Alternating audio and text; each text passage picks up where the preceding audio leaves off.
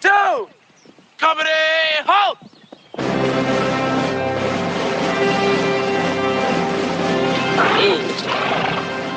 Press that line.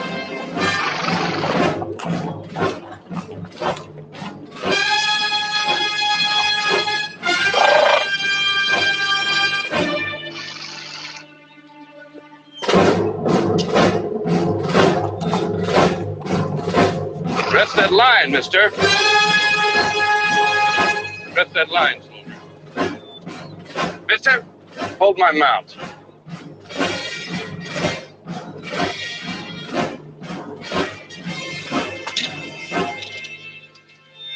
Fat, disgusting slob.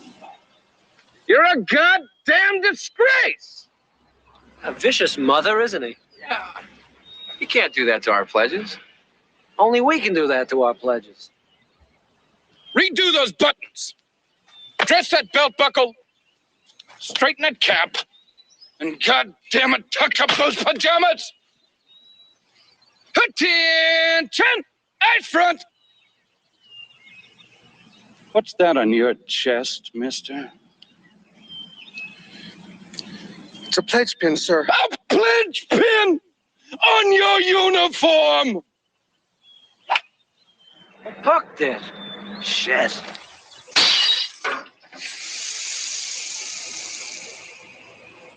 Just tell me, mister, what fraternity would pledge a man like you? It's a Delta pin, sir. Slice.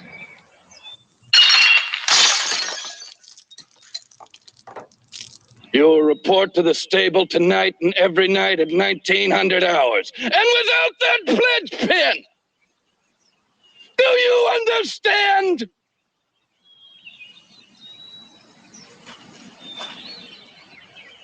Your left arm is straight, but you're not keeping your head down. You're all worthless and weak. Drop and give me 20.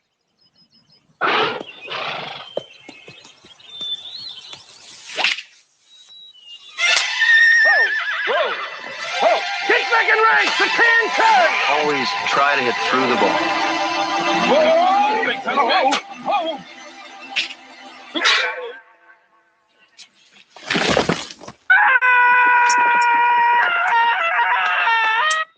I gotta work on my game. No. Don't think of it as work. The whole point is just to enjoy yourself.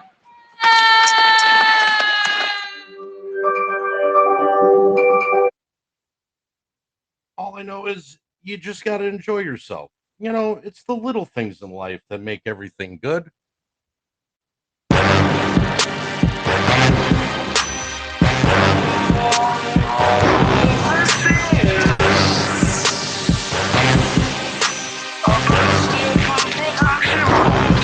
I grip my wood, crank, ride loaded it, if I would change. Probably try and get me, I just push it to the max, and I keep pushing to the max, and I keep pushing to the max, and I keep pushing to the max. I grip my wood, crank, ride loaded it, if I would change. Probably try and get me, I just push it to the max, and I keep pushing to the max, and I keep pushing to the max, and I keep pushing to the max. Nah, homie, I'm good, I'm straight. Took me a hell of a lot of weight. Lost me a hell of a lot of weight. Only one nigga put that on my plate. I done got my shine, I done got my grind. No matter the weather, my niggas is still gon' shine. No matter the weather, my niggas is still gon' grind. No matter the weather, my niggas is still on line. Now I'm on. Pop told me they gon' get it on. Unlock it and cock it and pop at your body, you're gone. And I'm talking about it, my nigga, we just get it on. In the middle of the night, my nigga, we just get it on. Talk like that, better live like that. If you real like that, better be real like that. If you drill like that, better be drill like that. Nigga better be ready to kill, feel like that. In my brain, cause I tip hard, then I flip hard. Then I pull up in the whip thing. Baby kiss my ring, I make him suck the heat. I make him fuck the plane. That nigga had on my beard, he got stuff to stain. Mob tap, cause I'm wise guys. Coleon with the rap shit. Gang bang with the Mac clip. Better get it for you back clip. It's the things I done seen in my life. Got a nigga on skin, bean, and I work for my bread. Try to steal on my team, creep through the street, with the beam, and it work from here. It work from here. Try me, nigga, get murked this shit. Try to steal on my team, creep through the street, with the beam, and it work from here. Ride with it, shit, if I would change. Probably try and get me, I just push to the max, and I keep pushing to the max, and I keep pushing to the max, and I keep. I grip my wallet, crank, ride loaded and shit if I want change. Probably try and get me, I just push it to the max, and I keep pushing to the max, and I keep pushing to the max, and I keep pushing to the max. Up in the morning, I'm back on my mix, swagging the hard with my hand on my dick. Niggas be shit, niggas be mad cause I'm up in they bitch. Wanna get money, I show you the list. They poppin' like hot boiling grits. I'm stacking paper, you caking your flip. I'm stacking paper, you caking your bitch. You niggas rapping, I'm trying to get rich. You niggas acting, I'm coping with this. Coping with this stress, you don't know the gist. Don't know the half, don't know the tenth. I go the extra mile and inch. Blowing on trees, it's gritted the grit. If it ain't about dollars, it ain't making sense. Flow the Impala and made it the list. Who is them talking, don't know who them is. If they want drama, they know what it is. Run up on them in between his weed. We handle that business, my nigga, you did. Look, these dope boys gon' dope pop. Fiends always fiending, it don't stop. In the trap with the strap in the dope cop. Niggas face so they hating on the whole op. Still chasing the face of the big knives. Cause all it takes is to aim and the click pop. To I came in the game, but the shit stop. To the flame in the rain, no jet drops. Ayy, check me, God bless me. I'm feeling like a million in the bank. Banking talk is so cheap to me. Easy, ain't. Ride loaded and shit if I want change. Probably try and get me, I just push it to the max, and I keep pushing to the max, and I keep pushing to the max, and I keep pushing to the max. I grip my wallet, ride loaded and shit if I want change. Probably try and get me, I just push it to the max, and I keep pushing to the max, and I keep pushing to the max, and I keep pushing to the max. Welcome to the 8K. It's a wonderful Tuesday night. Having tons of fun over here. There's a lot of crap that's going on. I'm so happy that I have a great microphone now that everybody can actually hear me, which is a wonderful thing. And, today's just been a great day of, finding out truth. It really has been. Bleach, Robert, how are you guys doing tonight?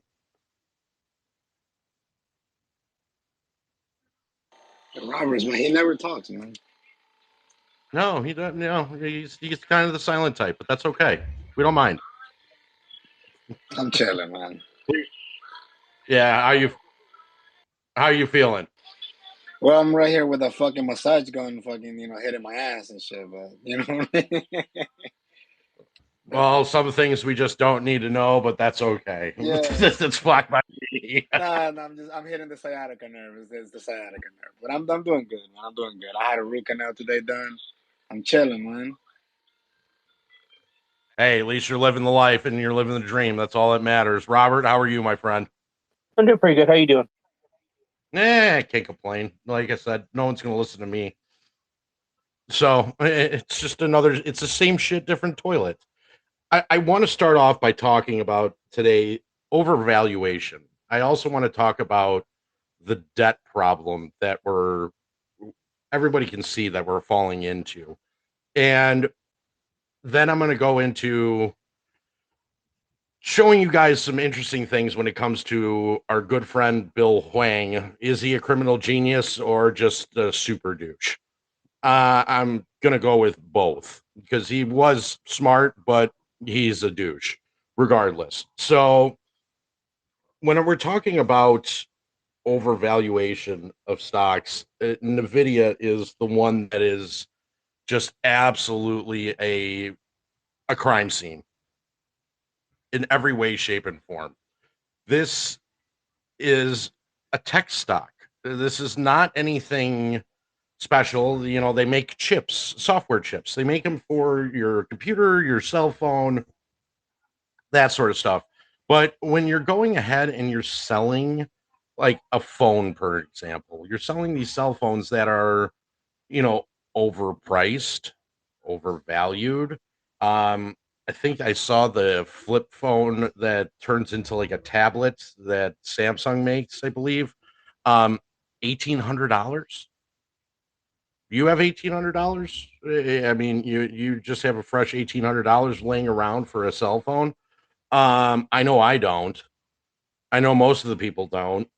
And it was funny because I was at T-Mobile today, and when I was there, people were, there was this lady in front of me, and she's just like, I need a phone.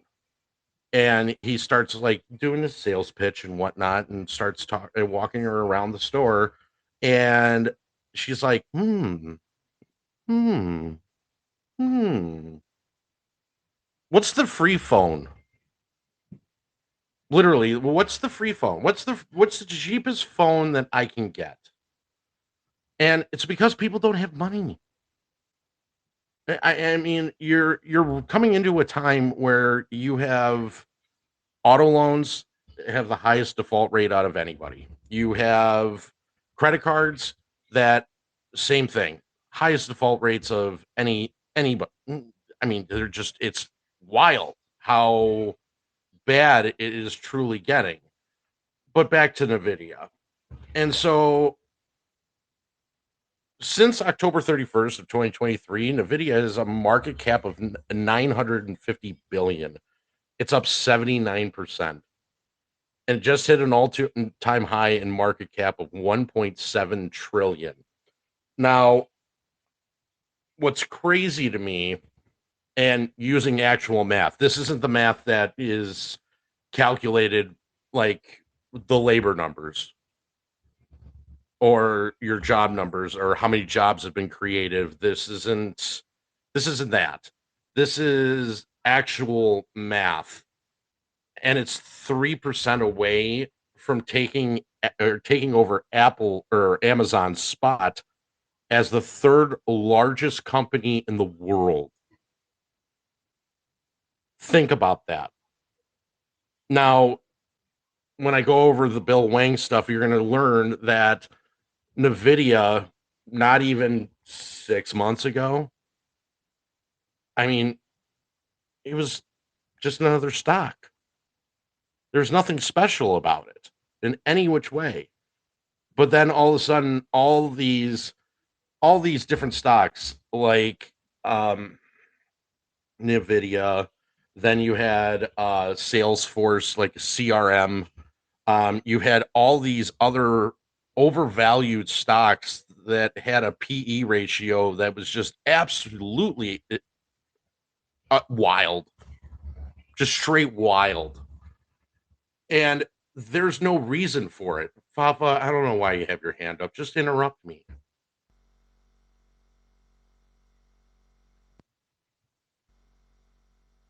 Eh, eh.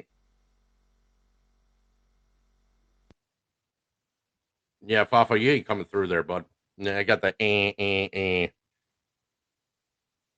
Are you trying to use your new toy that I taught you? No, he's rugged.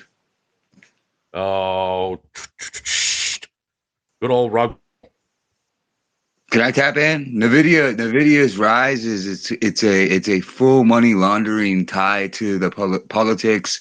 You look on Unusual Wells post, that Nancy Pelosi's up 53% on her fucking Nvidia play. Like,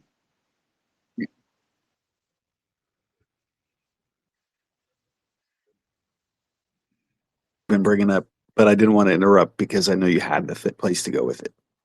But overvaluation. Yeah. Keep in mind, you brought up the whole issue with NVIDIA, and NVIDIA is a perfect example of kind of what the shady side of the overvaluation of the market is. Because remember the chip shortages. And we Correct. also have to keep in mind that part of the chip shortages is the overabundance of, let's just use cell phones for that matter, because they overproduce. And then they're coming out with new ones, it seems like every 6 months. And so part of the problem that you have with companies like NVIDIA is the fact that they're overproducing too much mass production, mass quantities of whatever it is that they're producing. So all the chips are being made and thrown into new things, and then they can't keep the supply going because they're just swamping the markets with some type of tech. But I also threw one thing up top. And I think, James, this is something you're going to touch on more in detail.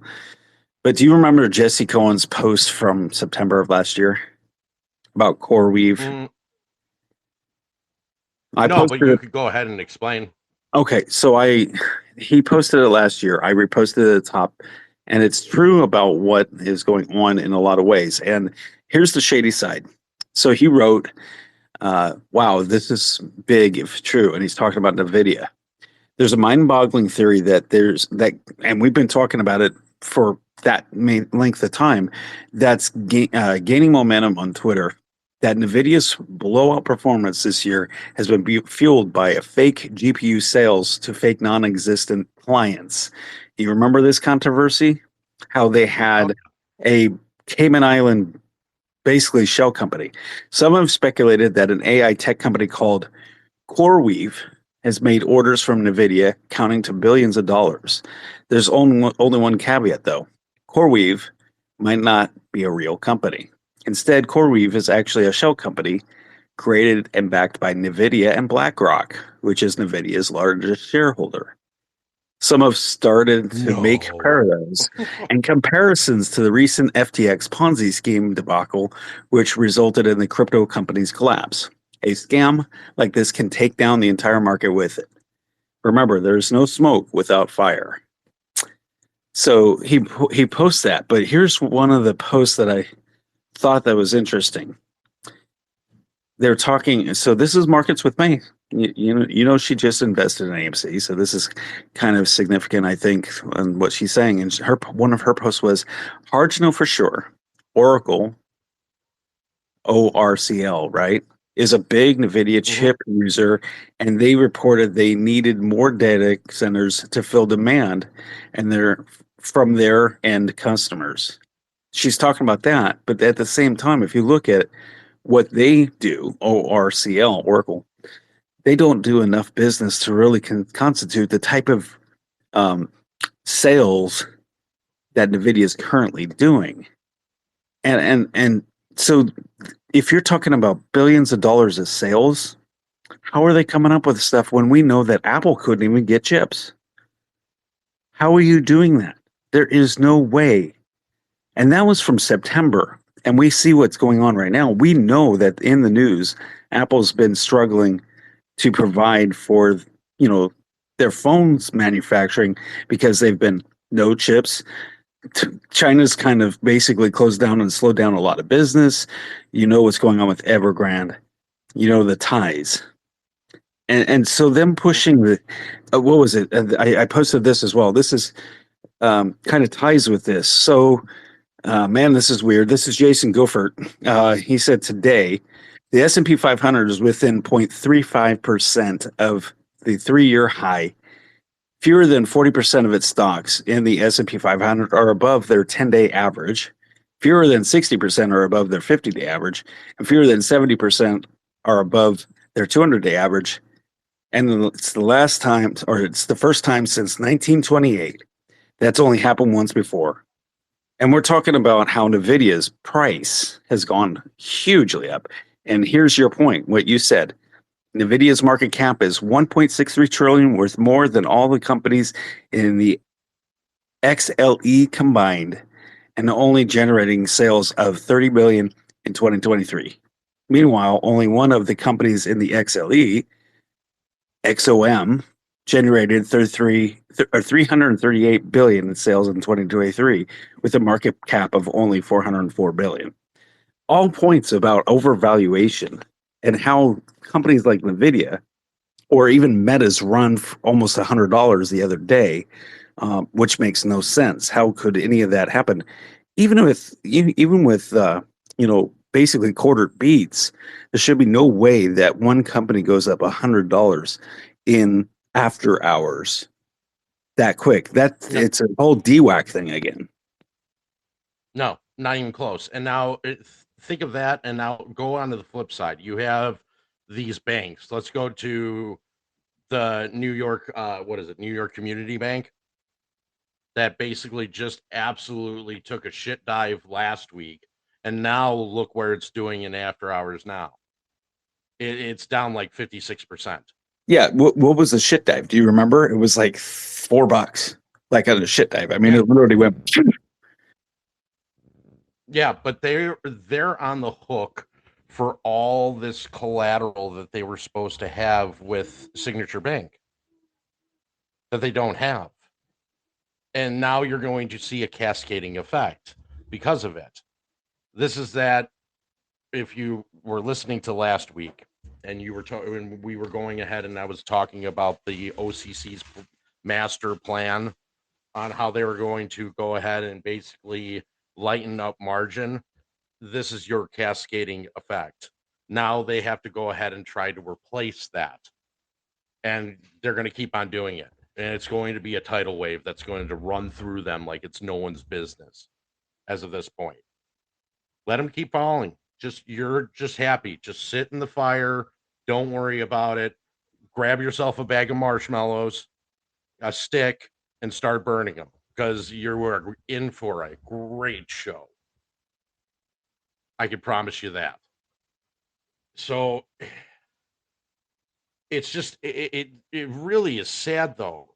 I mean, with everything that's going on, how is it that we went from being everything that we want to buy is new to turning America into the next biggest flea market?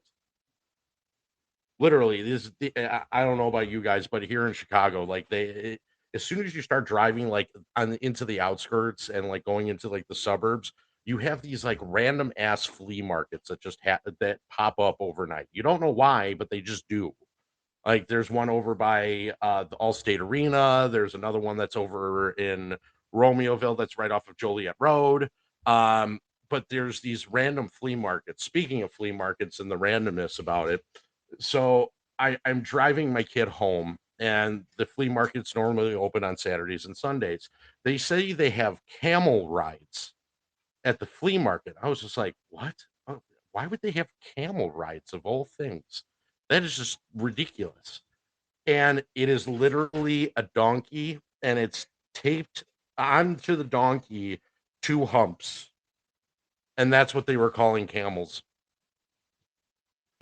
Like, I was crying laughing. I mean, that was just the stupidest thing I could have seen at that moment in time. But that's what our shopping, that is what our GDP is. That is what, everything that they're talking about. It is literally all a lie. They're struggling, James. They're struggling. It's weird that it's like we're turning into a fucking street market. Like it's that flea market. We're that random pop-up flea market on the side of the road that no one expected. I see it all over the place, man. The restaurant has turned from going and sitting down into a place in some of these areas to you got a roach coach that you go hit up and they got better food than the restaurant and it's half the price. So I mean, if you go ahead. Well, if you have a thought, go ahead, and then I can ask the question after. No, I didn't. Go ahead. Well, I was going to ask you and Robert just thoughts, okay? With what we're seeing with the overvaluation, how much tie would you say? I have my beliefs, but how much tie would you say that these swaps and throwing the bond issues like Evergrande, over leveraging on bonds is actually pushing up a lot of this because they're taking liquidity from a lot of stocks like the meme stocks and a lot of things that they're forcing short sales on, naked shorting, to be able to prop those up. I mean, we're all on the same page here, right? I mean, it's all. Oh, yeah. And so. Go ahead. You have banks that are literally in the bond market that are 2,000 to 1 over leveraged. And what's one of those? And what's one of those banks we were talking about? Well, one of them is that New York Community Bank was definitely one of them. Well, go HSBC. ahead. You mentioned another one. They're another one. UBS. Let's go into UBS. UBS. I wouldn't be shocked if JP Morgan or Merrill Lynch or any one of them are not leveraged that much. Silicon Valley was more than that. They're hiding it under because they have to. The political ties are so thick. I don't think Silicon Valley was directly related as much as Signature Bank was. Correct. I think Signature was actually the holder for Silicon Valley. I feel like it was a tentacle, just a little tentacle that could stretch out there. Another form of. You saw Beekeeper, right? Oh yeah. Yeah, it's just one of the tentacles from the head. So, Robert, what was your I opinion on that? Oh, sorry. no, go Um, ahead. what was the question directly? My bad. Well, the question is that we've seen a lot of the bond market and a lot of the swaps and a lot of the over leveraging on naked shorting in banks when we're talking about how it's over. Basically, what they're doing, a title of this space being, um, well, you changed it, but basically they're throwing their trying to leverage out or push up the prices on things like Nvidia and stuff. I mean, as an example, Meta went up almost $100 just after hours out on their earnings day. I mean, there's a lot Okay. of consistency with that, right? I mean, you believe that we are correct when it comes to the fact that they're using all these bonds to try to prop up the markets. That's what we've all been saying, right? Well, they're doing that. Well, they have to because they can always swap it out for less exposure and to throw it across the world. But the thing is, um, they don't have the means to do it. They can't. All matters have to be settled at the end of the day, and they have tons of short positions that they're swapping around. That's going to affect the whole entire world. And China's one aspect of it, but UBS and Credit Suisse and the whole entire Barclays and Goldman Sachs and pretty much the whole JP Morgan and the whole crowd of there messing with these bonds or these swaps on our side. It's too toxic for the whole system. You saw by ourselves, yeah, it's crazy. By ourselves, we're too toxic for the system, but everything's related to this thing with China. You got Country Garden that's way worse, and it's coming up real fast, and there's no answer to that one. The reason why I brought that up, No. guys, very important reason why I brought that up. James, you might have seen the post, but I actually reposted it today because I saw that and I did some research, and that is HSBC. We know they're stuck in Evergrande. How much they're Of in course. the Country Garden, I believe they are. I know that they were in the EV form of Evergrande as well. But did you see the post about them from the last, what was it, 10 branches? It says HSBC 500 million mortgage fraud from 10 branches in Toronto. How surprising. Imagine what's the amount of shenanigans going on in other countries where the bank has an ever grander business. That was from just Ario Mm-hmm. today, but I actually have been kind of speculating what they are doing behind the scenes over the last 10 years since, the housing market crashed previously. And now to Yeah. prove that just 10 banks are coming up with $500 million worth of loans to residents that can't even afford it, that is the shit hitting the fan right there. Because they're already dying on the Evergrande situation and the EV vehicles. That's in Toronto. I already told you. I'm sorry, but I already told Canada you guys are just absolutely screwed, considering that your GDP is still at 100% and you can't afford your mortgages, and your mortgages are way, way overvalued. James, Let's not forget your increasing interest on your on your guys' mortgages. I don't know what to do. I I don't don't know know, what to tell you. James. I don't know if I asked you this before, but is it just naive to think to not consider the fact that what they've been doing in the stock market, they're doing in every single fucking sector. Everything is short. Everything is over leveraged. Everything is like they're doing it with everything. They have to.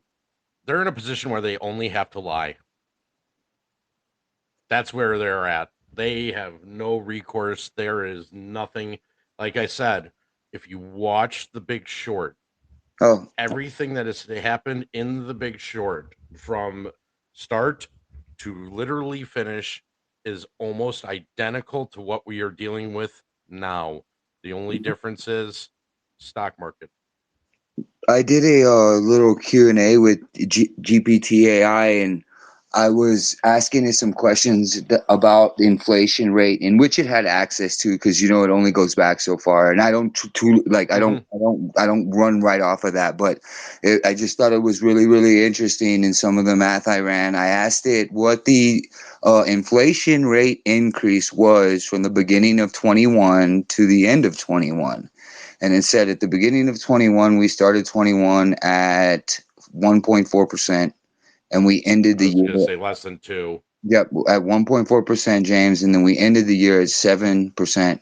That's what the thing came up with. I didn't back check it. I just ran with it, and I asked it to do me a growth rate percentage, 400% growth rate, and then I asked it to also run that for a 26-month period, which would put us into February 2024, and it said that we would be at 35% inflation. And an underline, and how many times have they changed the metric? How many times have they fucking fudged the numbers? We were finding out every single thing is a lie. And to not think that that is a possibility at a consistent 400% rate increase. And that could actually be double or more. But they lie. And that's what you were saying. You said it, I think, on the Sunday recap. I hate liars. I can't stand that. Like, you know what I mean? Because it just is, and especially in positions of power, that so many people have been chastised and removed from society because of that in the retail sector, but in the sector with the most trust given by the people, this treason will not go undone. And I mean, No. I don't know.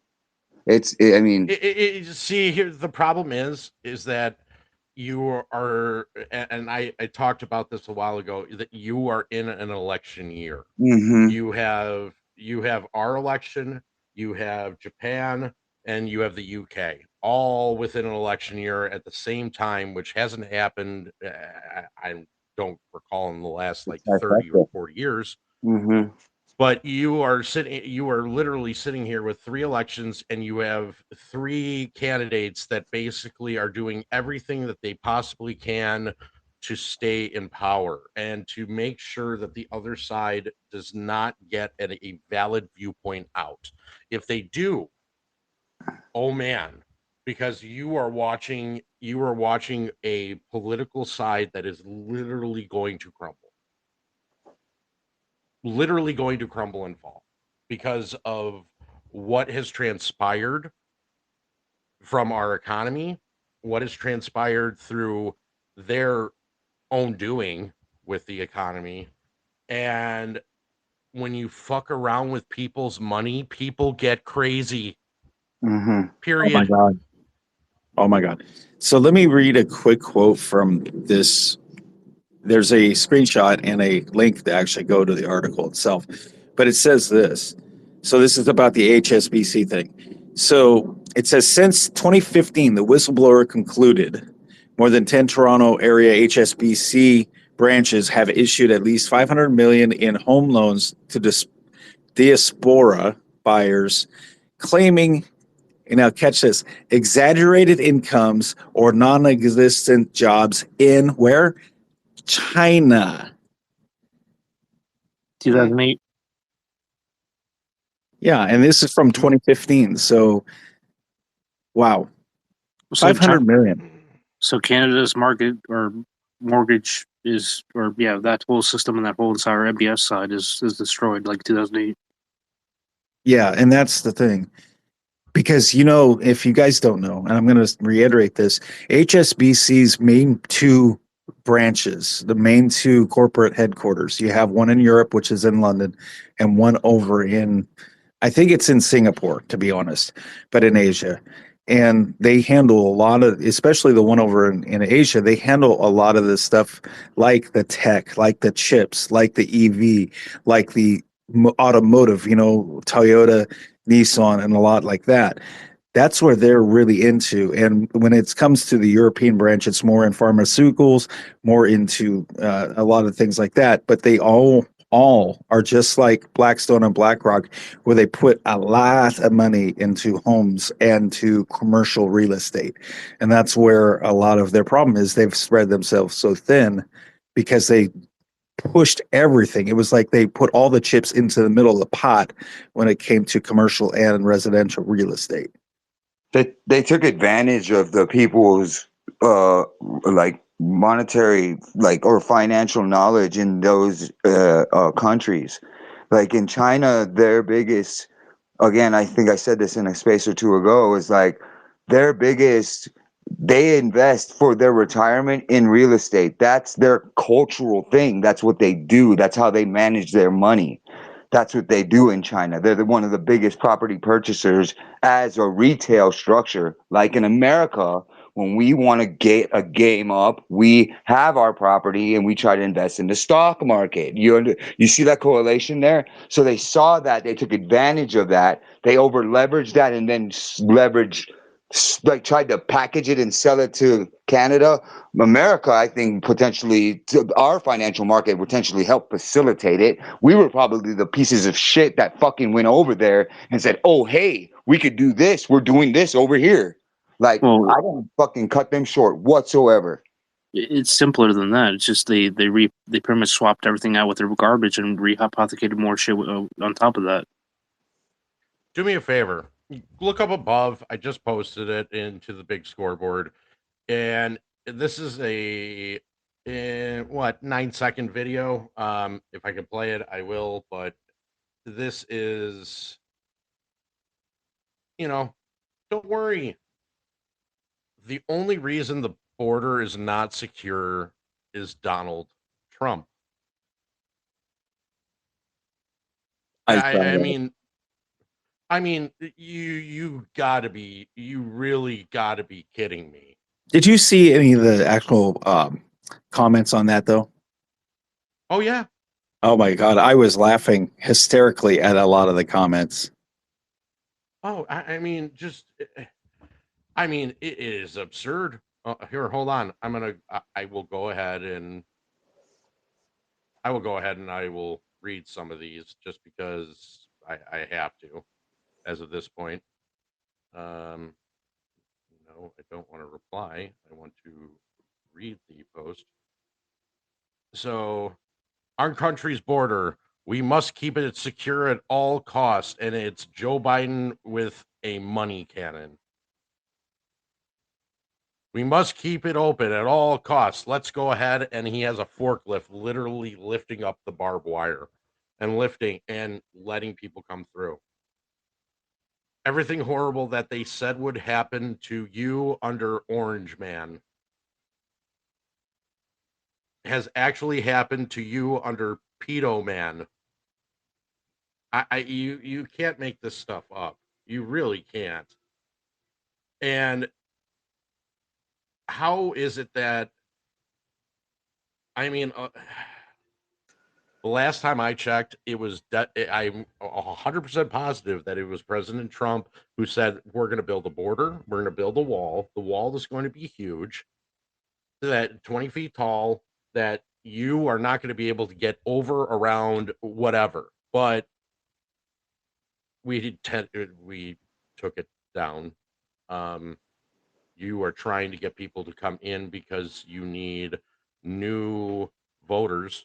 You need people that are going to be first-time voters in our country, and that's because you need voters. And what happens when a migrant comes in and gets nationalized into a election cycle? Guess what they become? First-time voters who are. I was just going to say they become voters of the one that allowed them to come in illegally. If they get somehow are able to get registered, that's the big thing. I mean, a lot of times they're registered illegally as well. But can I read one of the posts that I thought was kind of to the point? Please. So it says this. And I'm not trying to talk politics, but this is the importance of, I think it ties with, what they're doing with the markets. And it says the truth is Biden shut down Trump's border protection policies within a week of entering office, sent the word out that our border was open, ignored mass influx of illegals for 3 years, and is now pushing a bill that forces us to fund 4 wars and allows 1.5 more illegals a year. That's That's basically a summary of what we've been seeing over the last couple weeks. I mean, they did have policy. They were trying, like you said, they were trying to build protection for the South by building up the wall and building up, the protection down there. And then they basically said, nope, we want to start over. It's the same thing that was brought up when, Biden had ixnayed one of Trump's other policies, and that was on insulin, the reduction on insulin costs. He ixnayed it and then reenacted it, saying it was his.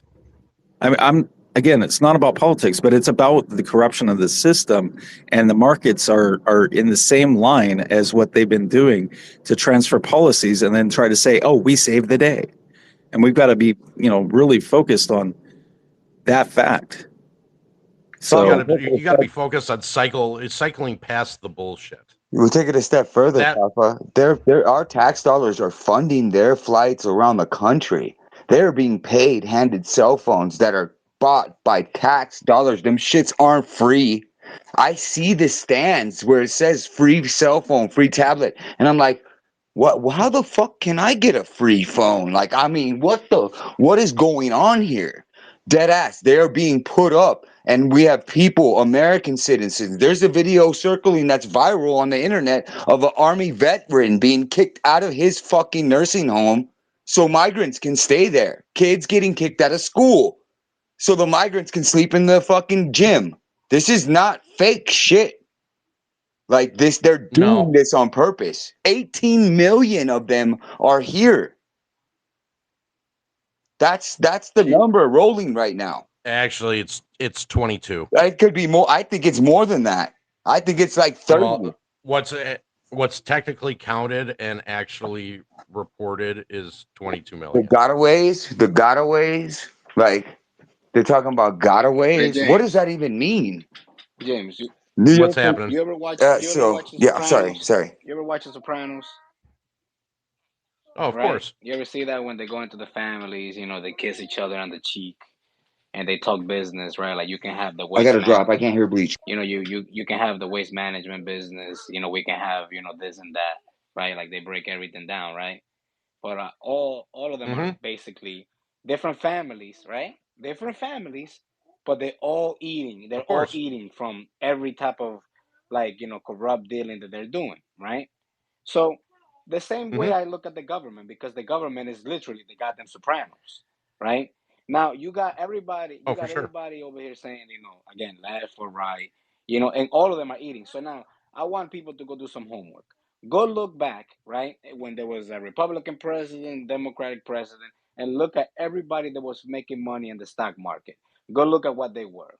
Republican, Democrat, and go see. If you see that they were all Republican when the Republicans were in power, then I'm full of shit. You're right, and it is a left or a right thing. But if you go back and there's Democrat and Republicans making money, like the same way that Nancy Pelosi was racking in the fucking stacks when Trump was in power, she was racking in fucking millions of dollars, and there was Trump in power. He didn't do shit about that, and I'm not saying that that he could have the power or anything, because he can't. He's going against the whole goddamn family. How can you go against all the families and it's only yourself? You know what happens to you when you do that? You get whacked in The Sopranos. You know what I mean? You cannot fucking come between the business, because this is about fucking money, right? Now, but that's the thing. See, I'm a person that I look at the actual picture. I can see it, right? So I know who to blame for anything that is happening. I know who to blame, and I know not to. We're talking, it's going to waste time. Blame the people that are running the mafia. Blame the mob bosses, the ones that are doing the fucking deed, the ones that are putting everything in place to separate people, to keep us talking about the same fucking shit that we talk about all the time, instead of talking about what they are doing. Just listen to what you just said about the fucking chips. I remember about that. Actually, when you guys were talking about that, like the big scam that was happening back then. Look, even myself, I forgot about it. You know what I'm saying? I forgot about it. But back then, it was only in the news for a few days, and then all of a sudden, it's quiet, right? Why is quiet? Because you got the family invested in that shit. You can be talking about the business. You're going to get whacked, buddy. Just like the Sopranos. So that's what I want people to understand. Is look at the fucking picture. Look at the actual people that are doing the fucking deed they're doing. You know, don't look at the problem because the problem is already here. The problem is created, but they created the Frankenstein. You know, stop blaming the fucking people. Blame the fucking scientists that are doing the bullshit, the mob bosses. It's called Do You Believe in Magic? Bleach, I'm glad you said something because if you remember, how much has Pelosi made off of NVIDIA? Way too much money. Millions. 53%. He's 53% up on her initial investment, and that was right before they announced that there was a government fucking like a contract issued to NVIDIA. That's not even the problem. The problem is that she sits on the board that approves this bullshit. Like this, that's the mafia shit, man. That's the. It says like understand, man. Understand. 100%. 100%. We understand that. It's just again pointing it out. Like these ties is what are the perpetrators of this fucking mess. The people are just following the best way forward. I get that. Yeah, but man. But see, who holds their feet to the fire? Is that what we're here for? You know what I mean? Like we're here, right? That's what we're here talking about. Yeah. And so exactly. I'm gonna let I have have hands real quick. Yeah, weight loss and guy. Yeah, go ahead. So I was just going to bring up, I have a little bit of, I've taken political science courses. You guys might be aware of, false flag, it's like a 16th century term where you flew a different ship flag and people didn't attack you because they didn't know who you were, or they were, confused. They thought you were an ally, Correct. They did the same thing in a Simpsons episode when they were doing their battle wars. Yeah, and so false flags. This is my worldview. My worldview is that that if you think of like mafia or you think about organized crime, right? You're like, okay, well, somebody's willing to organize and commit these acts, right? But then we think of like the biggest bosses, right? Of like maybe corporations and governments, right? Hypothetically, right? And we're like, oh well, no, they're not like organizing. They're not like having like 100-year plans and whatnot, I'm suspicious, with like the Federal Reserve and a bunch of other things that got passed, It's my worldview that like a lot of this stuff was like planned like 100 years to maybe 200 years ago, but it's gotten more sophisticated as the plan progressed and it was passed on to next people, a new generation, and of course, and they were just trying to keep the power, keep the money, and keep the wealth and everything, and allegiances switch. But my point is that I think they're so sophisticated in the sense that they put multiple false flags so that there's tons of boats moving around, and you don't know like you don't know all the moving parts. Like we're trying to figure out, right? Because they have so many moving parts. You know what I'm saying? But it's needed. To give you a little example, right? If I may, to give you like a little example, and this is 100% a conspiracy. What I'm saying right now is a conspiracy, right? But I'm gonna say it like this: 9/11 happened because of Building 7. They were moving all the gold. They look this way, look this way, look this way. But what the fuck are they actually doing? You know what I mean? That's what I also think myself. It's like they're doing all this distraction. What is the real freaking problem? What is it that they don't want us to see? Is the original problem, which has been the economy and it's been the stock market this entire time. They're broke. They've never. They are broke. Exactly. It's simple. Sorry, accountability. It's just one word: accountability. They don't want accountability because if you start empowering accountability, they can't move forward. Well, and kind of Bleach used what some people think it might be true. What people think it's a conspiracy. I love the point that you made, Bleach, because if you think about it, at the same time that happened, the Pentagon happened. And now this is again a part of a conspiracy, but if you look at the time from September 11th when that happened to today, how much money did the Pentagon lose since then? 3.1 trillion. Okay, and part of that was not just money. What else was it? Storehouse of gold. Black budget's at 600 trillion. That's false. The This budget's is at true. the budget's at 600 trillion, but they Their also were, budget. yeah, but they were also storing gold there too. Yes, they were, and they were also storing a whole bunch of silver and some other stuff too. But Yeah. it's all what's actually there and what's not is actually yeah. But good. They burnt the warehouse down. No, the shelves jumped from heat. That's what happened. And broke Direct sprinkler quote. system. Yeah. Yeah, direct quote from the fire marshal. The shelves jumped. I didn't know steel can jump at high heat. That's Guy, not- Guy, it's to you. Okay. Gosh, I only came up. It's weird when I don't know. Like I put my hand up like 15 minutes ago because I wanted to interject about one small thing, and so it's like 15 minutes back in the conversation. But Royal, you were I'm saying sorry. no, it's no worries. It's just now that I'm talking, it's kind of out of order now. But anyway, You're fine. Royal, you were saying like, hey, like they should. I want a cell phone, like these illegals or whatever. You're in Colorado, right? So Yes. Yes, I am. there is a plan for you. It's called Colorado Lifeline. So it's not like nothing exists. They don't just give everything to the illegals and nothing to us. It's not No, actually that's not what really I was like that. It's saying. just That's not what I was saying. That's not what I okay. was It's saying just at all. the That's whole what came out narrative that that way. I'm like there's sorry. just these people taking everything from us. It's not. I think it's inaccurate. That's all. Okay. Well, and if you know much about what they've been doing, keep in mind that just kind of back Guy's point was for those who were getting out of prison got Obama phones and free healthcare. Correct. And those are just some of the things that they had done for, and military vets actually, in some certain states, actually got a lot of benefit to free healthcare and also things like a new cell phone. It was tied to the Obamacare as well in certain states, and my state actually did that. But not an argument point, just kind of validating something that Guy had just said. So, Right on. Thank you, guys. I don't know. I'm not trying to be a dick about it. It's just there is a plan. There's literally you. No, I don't take it like that at all. I love at people as a whole. I just think it's really, really interesting that our country is having a situation that I view in a certain way, and that's my personal opinion. And I apologize if that rubs you the wrong way. No, But it's no that's big my deal. opinion. Well, come in legally like we did.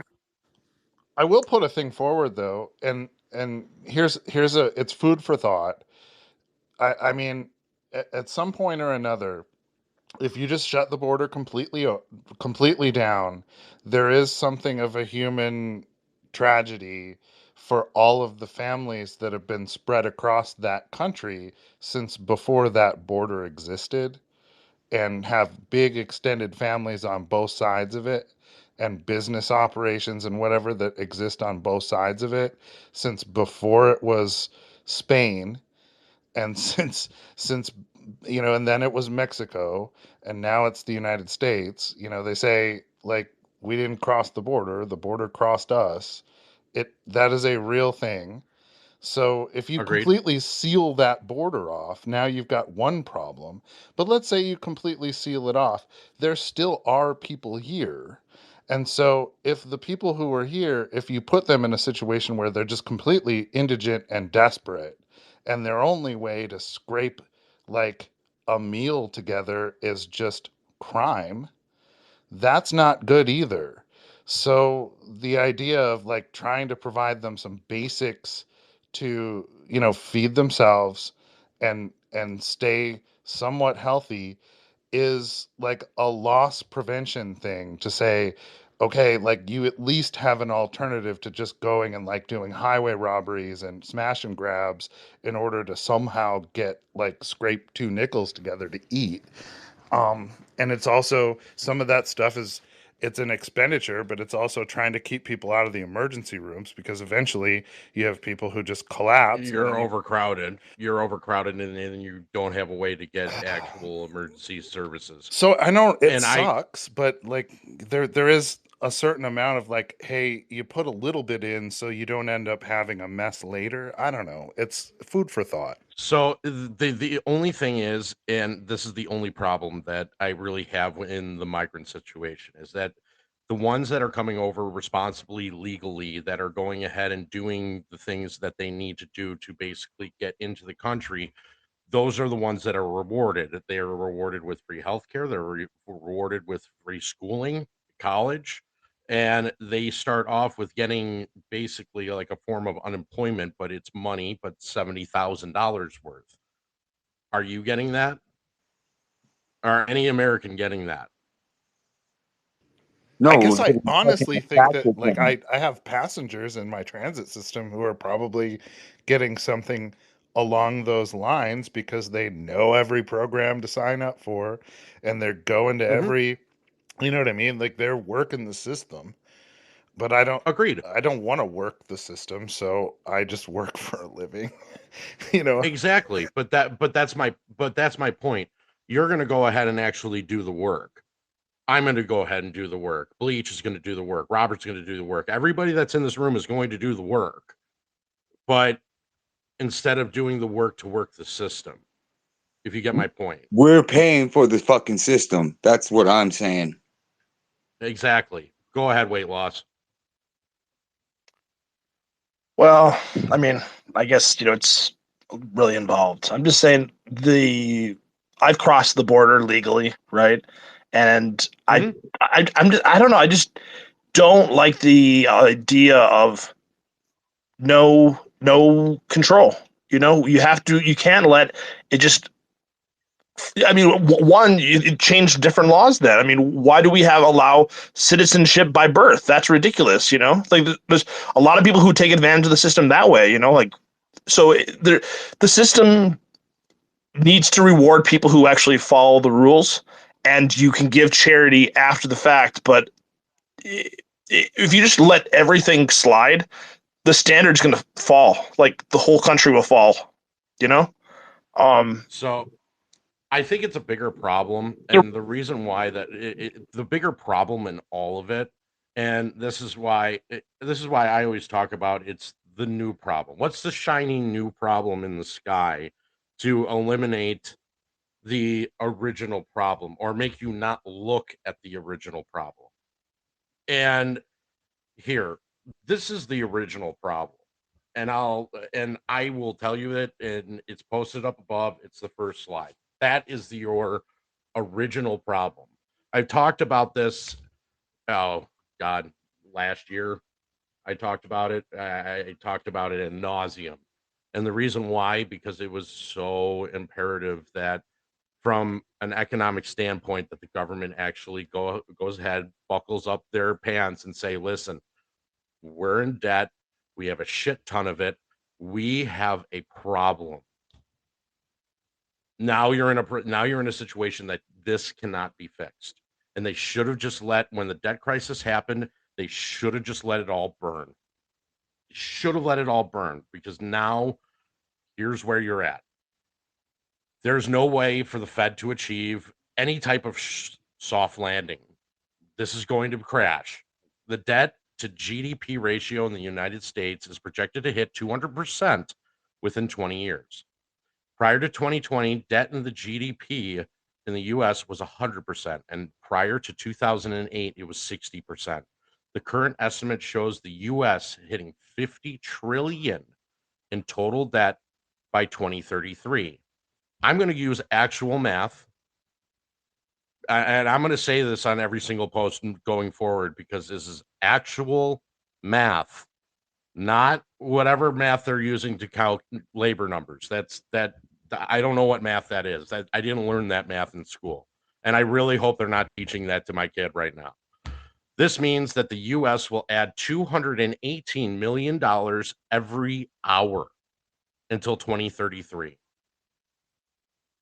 How do these people still have jobs? How does Jerome Powell and Janet the Tinkerbell Yeller have a job? And they should realistically be in jail. And this is your problem. And that chart should say everything that you need to see, period. That is your problem. They should have let it burn, because through the ashes, no matter what, a forest will always grow stronger.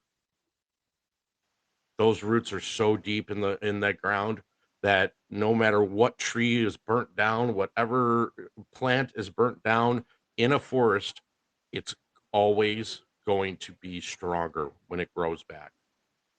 And that's what could have happened to our economy. But because of political, It happened to the incumbents, James. The incumbents, these fucking incumbents, these people that have been sitting in office over years, decades, so disconnected from the current society and the people that are actually living in this world right now. Like, they're stealing it. They're fucking stealing everything from us. It's plain as day. well, They're laundering it. perfect. Thank you for pointing that out, because now I can go ahead and explain Sorry, that I'm real hot quick. right now about it. So you have, there's a thing called a real war, and there's a thing called the proxy war. In a proxy war, it is primarily about money. It is primarily about going ahead and actually funneling money into certain areas of your government to basically go ahead and basically prop up certain sectors. What ends up happening is that on these proxy wars that they've been doing, let me ask you an honest question. Have you ever seen a reporter? No. Have you seen on the ground reporter in any one of these spots? No, it's fake Hollywood. No. It's Hollywood. Wait, which No. spots? Like, go ahead. Have you seen one? Have you seen an on the ground reporter in Ukraine? Have you seen an on the ground reporter in Israel? One. I guess I'm not a good target because I'm not watching a lot of news anymore. So No, correct, but I'm just saying, in general, here in your military, they specifically train you on how to speak to reporters. They are going to coach you. They are going to talk to you. You are going to divert the question. You are never going to answer the question with a straight face or within a straight answer. There is always a way to wrap around a question. And that's what you're supposed to do. You're never supposed to tell, because you could be possibly giving up a strategy, a battle plan, something along those lines. Dude. So I'm so sorry. I didn't mean to interrupt. I thought you had a break. You should ask me a question about the fire I'm fighting right now, as if you're a reporter, and I'll tell you what we were trained. It's great. So, where are you fight? Where's this fire at? Oh, I'm sorry. I'm gonna have to refer you to our public information officer. Her name is Kathy Jo Pollock. Her number is 801, and I don't remember it anymore, but I used to have it memorized. And that's it. So that's great. Is the fire is it crazy? Is it going to spread to homes? Oh, our public information officer is KJ, Kathy Jo Pollock. Does that sound wrong? Does that sound wrong for some reason? Not you, guy, but just that having to do that and not speak the fucking truth of what's going on for your fellow person around. But I understand the meaning as to why, because I don't want to give up a battle plan. I don't want to give up a strategic position when it comes to war, or when you're doing the firefighting. I don't want to cause panic. And I understand that. But the difference of what I'm talking about is basically, is there an on the ground reporting for these proxy wars? Is there one? Because there isn't. I haven't seen one. And I still look at the news just to make sure that I'm still listening, because I do like to hear what my opposition is talking about. And there is none. There's not one. It's like picture, like bang, oh, hospital hit, bang, oh, bridge hit, bang, oh, depot hit, bang, like, and there's nobody there. It's just like a video of something. It's funny to talk about this because, like, I have this old Twitter account, and it's, like in Twitter world, every now and then it's come up where, like, hey, you have this really old account, but there's no activity on it. Like, that's kind of suspicious.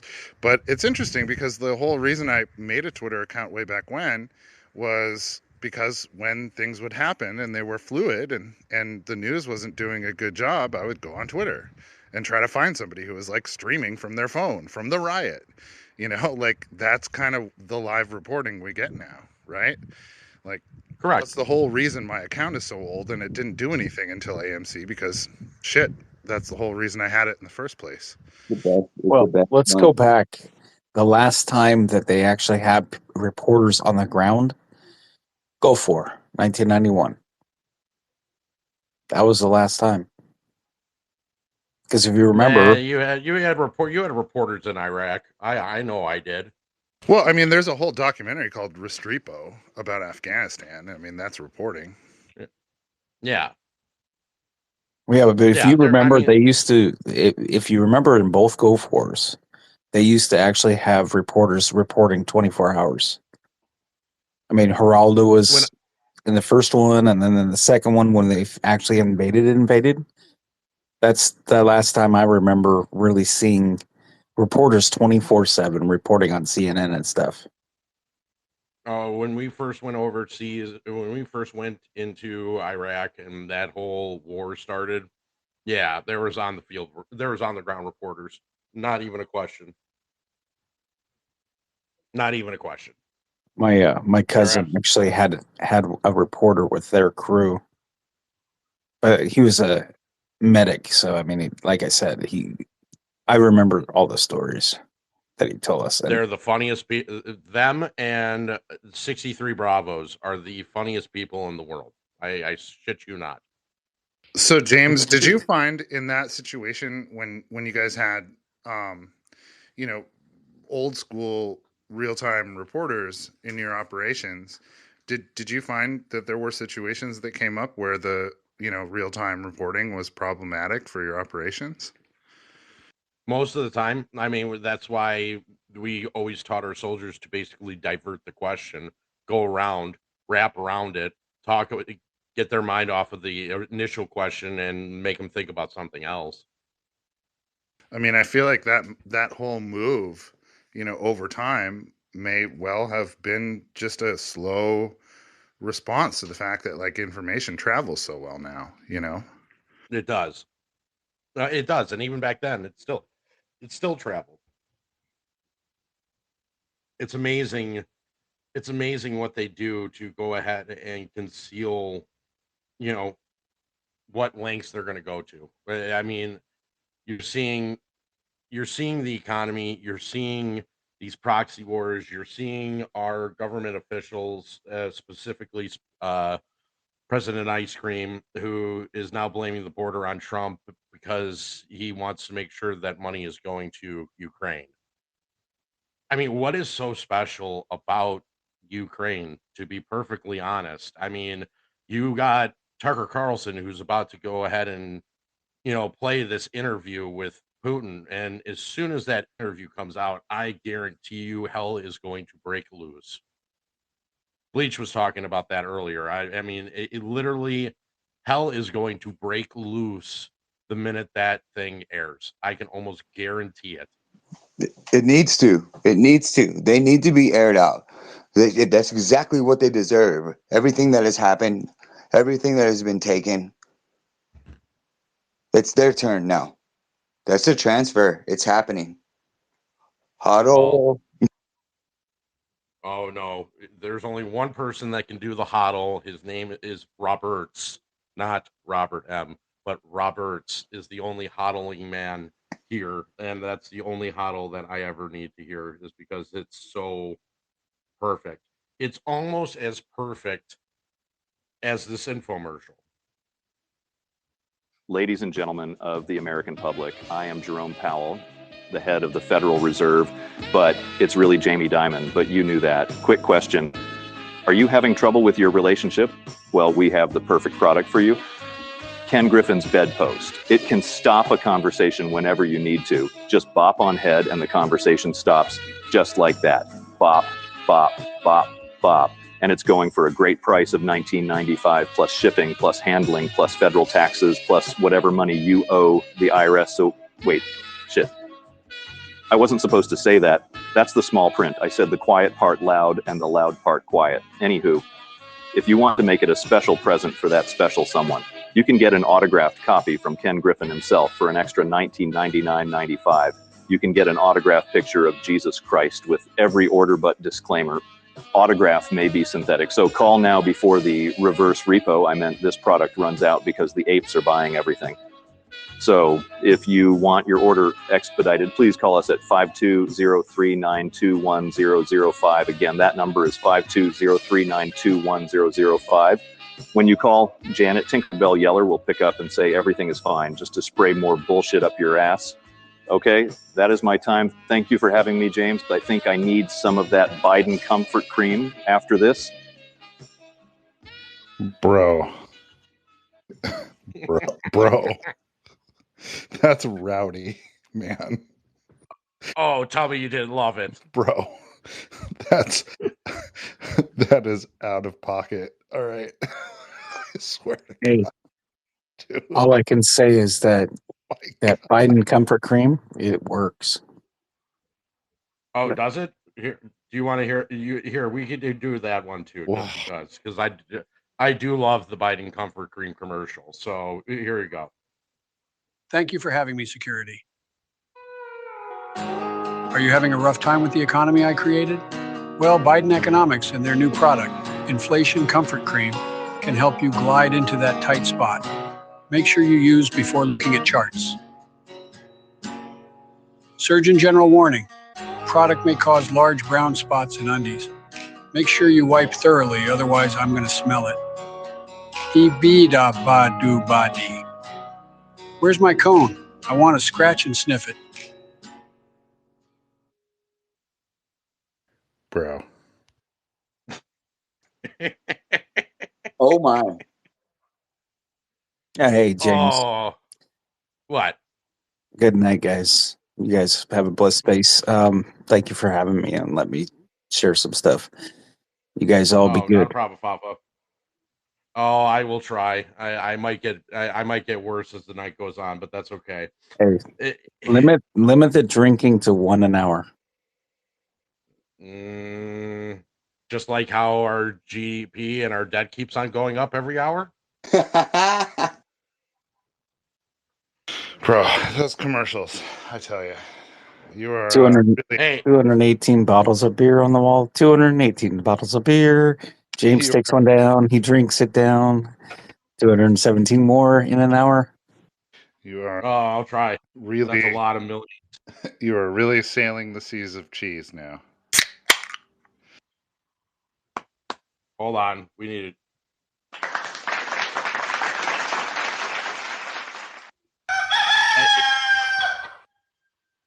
So, hope you guys like those commercials, considering Phil and I spend a lot of time actually like making them, and I love doing them. It's so much fun because you get to hear like the AI bot, and like sometimes it just completely screws up what you're telling it to say, and it's hilarious some of the times. And I was just like, especially the b ba ba do da dee, like that was the AI bot just totally doing that just because of Biden.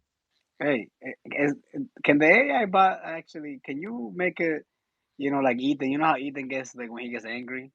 Can you get like a sound bite like of him saying like, "Have you read Project Popcorn?" But like he's yelling at you and shit.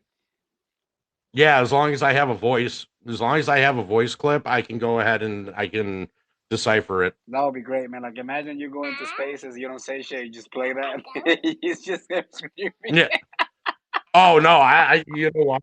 I might do that now. Now that you gave me that idea, and if anybody now send me over the voice clip of either like Sugar Donut or Vinegar Donut or Sugar Kush, please send them over. If you have any voice clips, I will start doing the AI bot and having a full-fledged conversation. You know, it's funny that I never came across the guy, right? Like I think I was one time in the space, but I already blocked Sugar Kush, right? But I was in a space with him, right? And that's the first time I Oh see. no, baby!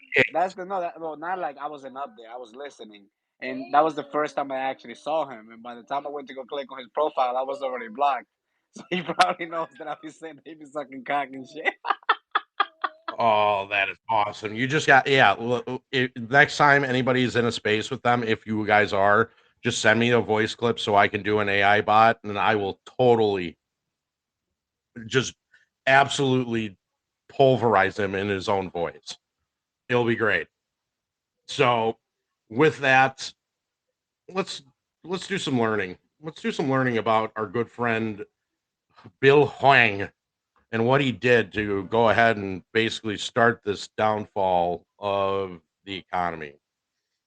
So, Robert, if you have any additional information to add as I'm going through all this, please do. And just tell me, hey, I got this to add to it, and we can, stop and go off of that. The popular derivative contract called an equity swap. And this is what Bill Whang used. So, do you know that it's possible to buy an individual equity without paying for it? Wait, I meant to say these equity swaps borrowed the depositors of the bank to buy these equities. Wait, hold on. No, I really meant to say that buying individual equities without paying the purchase through a broker is a very popular derivative contract called an equity swap. To put it simply, and I'm going to read this as slow as I can, just so everybody understands it. And here's the situation. Credit Suisse and Archegos, they enter into a contract. We're going to use just a generic number, $1,000, where Credit Suisse will pay 5% interest per year to Archegos. And Archegos, in return, will pay Credit Suisse the gains on the stock for an equivalent of $1,000. So, and this is worth $1,000 worth of shares at the beginning of the agreement. Of course, the stock price can go up and down. So, in that case, Credit Suisse would have to pay Archegos for the loss if there's a loss. Since the prices can move up and down so often, and these two aren't going to be paying each other cash back and forth on a daily basis, they're going to pledge what is called an asset or collateral against each other. Now, this is usually what happens. And you're going to understand why I use the word usually. The example or the situation to explain for $1,000 worth of a contract, they're going to pledge, for example, $50 worth in a treasury bills. So this contract is between Credit Suisse and Archegos with no one buying any real equity as of yet. Correct? And that's exactly what they're doing. So did Credit Suisse actually pay money to Archegos? No, they didn't. If anything, maybe a small commission. So how does an equity swap send the individual equity to the moon? Well, if you haven't noticed, in this Ponzi scheme that we call the stock market, there's always a loophole in everything that they do. There's a wraparound, a loophole, a go around. They're always going to use these big words to basically confuse the shit out of you when it's really just a straightforward process. So Archegos hedged its exposure to the derivative, buying $1,000 worth of that stock at the beginning of the contract. So before the contract is actually initiated, they're going to go ahead and purchase this $1,000 worth of the stock. So they have this $1,000 beforehand. Now they're going to go make this agreement. So Archegos isn't stupid. So if the swap is a very large and they know they can move the market up, so in favor of the party, they will price that in the derivative, which becomes more expensive for the bank, Credit Suisse. So what was Archegos doing a couple of years ago?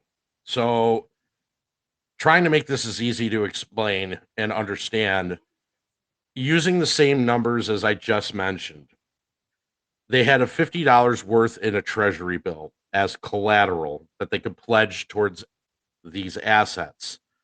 The difference is that instead of just going to one, they went to 5 different brokers, opening with each one of the same $1,000 worth of equity swaps. And since Archegos was considered what it called a diamond client, so a diamond client is your JP Morgans, your Merrill Lynch's, your big guys. They're not going to be collaterally checked upon. They just know that they have it. So they're not even going to bother to look into it. So no one would dare question Archegos' asset holdings and ask them to post collateral at the beginning of the derivative contract. But what the brokers didn't know was that they didn't know about each other. And so each one of these contracts, these derivative exposure equity swaps, were made simultaneously at the exact same time. So Archegos was opening the same trade at the same time for $5,000 in total. So they should have asked for collateral to be delivered. This way, there was no way to place the same equity swap across the 5 brokers, as these were simultaneously done at the exact same time and or priced a more expensive cost. This created a bigger buying pressure on the underlying equity than the brokers expected, and Archegos repeated this trade many times. So just to recap this and kind of go over it one more time. So Credit Suisse and Archegos would enter into an agreement. The contract was worth $1,000 worth in shares, and that Credit Suisse would pay 5% interest to Archegos, and Archegos would pay the gains on the stock or the equivalent of $1,000 worth in shares at the beginning of the agreement. So they don't want to go ahead and actually pay each other on a daily basis. So they're going to put $50 worth in treasury bills as posted collateral. So this way they're basically saying, okay, we're going to hold on to your collateral. And in turn, if the stock goes up, then we're going to go ahead and we're going to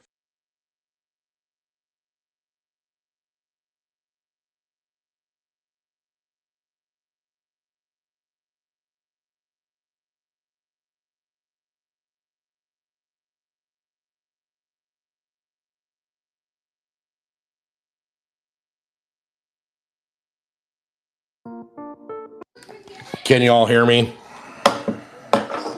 I lost you there for a sec. All right. What did you guys miss?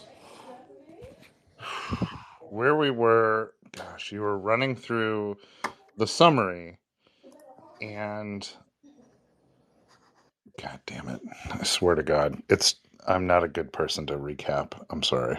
No, that's absolutely fine. I just wanted to know where we were at so that this way I knew. So this way I can continue on. For some reason, whenever I get to an important part, like where I'm actually explaining about certain things, all of a sudden it starts to cut me off, let's just say.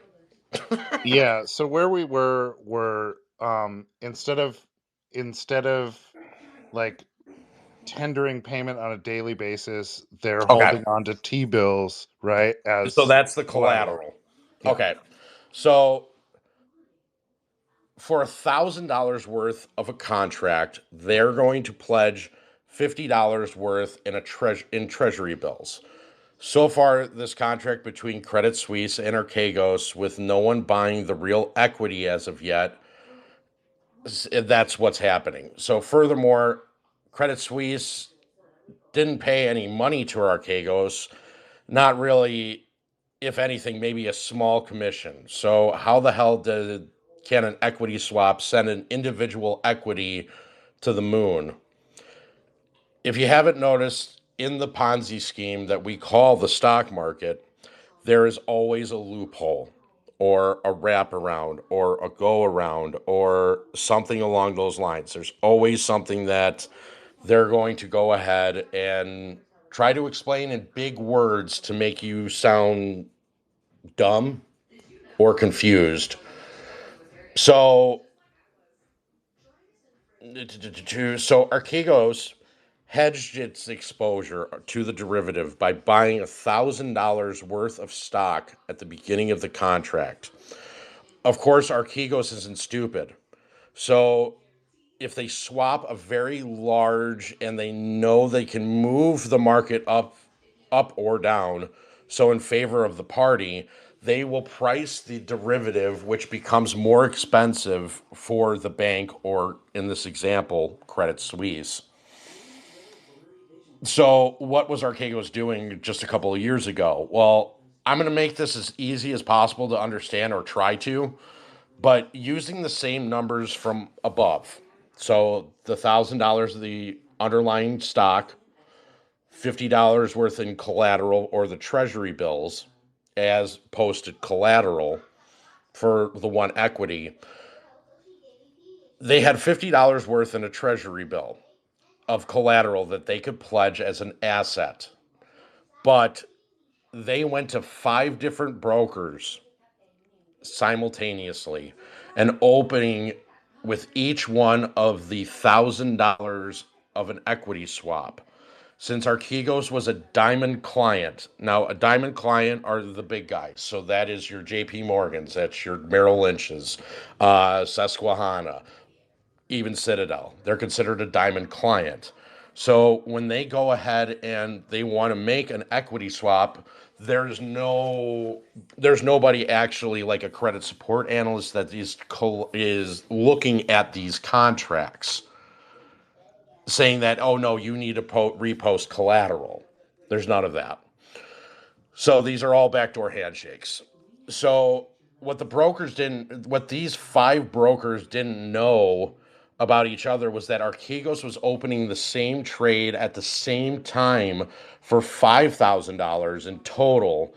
So they should have asked for collateral to be delivered. This way, there is no way to place the same equity swap across 5 brokers, as these were simultaneously done at the exact same time. So this isn't like The Big Short, where Michael Burry went to Goldman Sachs, and then from Goldman Sachs he went to Deutsche Bank. From Deutsche Bank he went to Chase, so on and so forth. No, this was done by his executives, him and 4 other ones, done at the exact same time, and it was timed that way. So when they're done, these are priced at a more expensive cost. This created a bigger buying pressure on the underlying equity than the brokers expected, and Archegos repeated this many times over and over and over again. So now the more shares the brokers buy, the fewer shares that are actually in the market. And the fewer shares that are in the market, the wider the bid ask or bid offer is. And the easier it is for the price allotted with a very small allotment amount of money to move.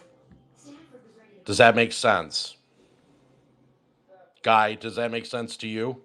Yeah, more or less. The hard part for me is like, you say, Archegos are smart. It's always hard for me to understand how in these swap contracts, both of the players are sort of big players who should have their shit together, for lack of a better phrasing. And yet someone comes out way ahead. I don't know. It's right. But what Bill Whang is basically doing is he's not just rehypothecating the same collateral, but he's doing this in the form of, hey, I'm going to do this for 1,000 to one bank, but that other executive that he had at a different bank is doing it for 5,000. This other one's doing it for 10,000. This other one's doing it for 20,000, and they're only posting the $50 worth in treasuries. Yeah. And so so ultimately, it's a failure of diligence on the counterparties, kind of. it's a failure to each one of the banks for not doing their part and basically going ahead and actually checking to see if they have this thing that they call liquidity or collateral. Sure. That's the biggest problem in it. Because now these brokers who have basically gone ahead and, they have to buy these equities because they can't. What Bill Whang did, which was really smart, to be perfectly honest with you, is he bought these in these equity swaps, and by buying them in the equity swap, it doesn't show the actual who owns that position. It's the same thing like with us as retail traders. Our shares are held in street name. They're not held under your individual names of your ownership. It's the same thing like in an equity swap. It's held in just a street name because all these shares are actually held in one place, and that's Seed and Company. So what do you think Archegos did when they were very few shares left in the market?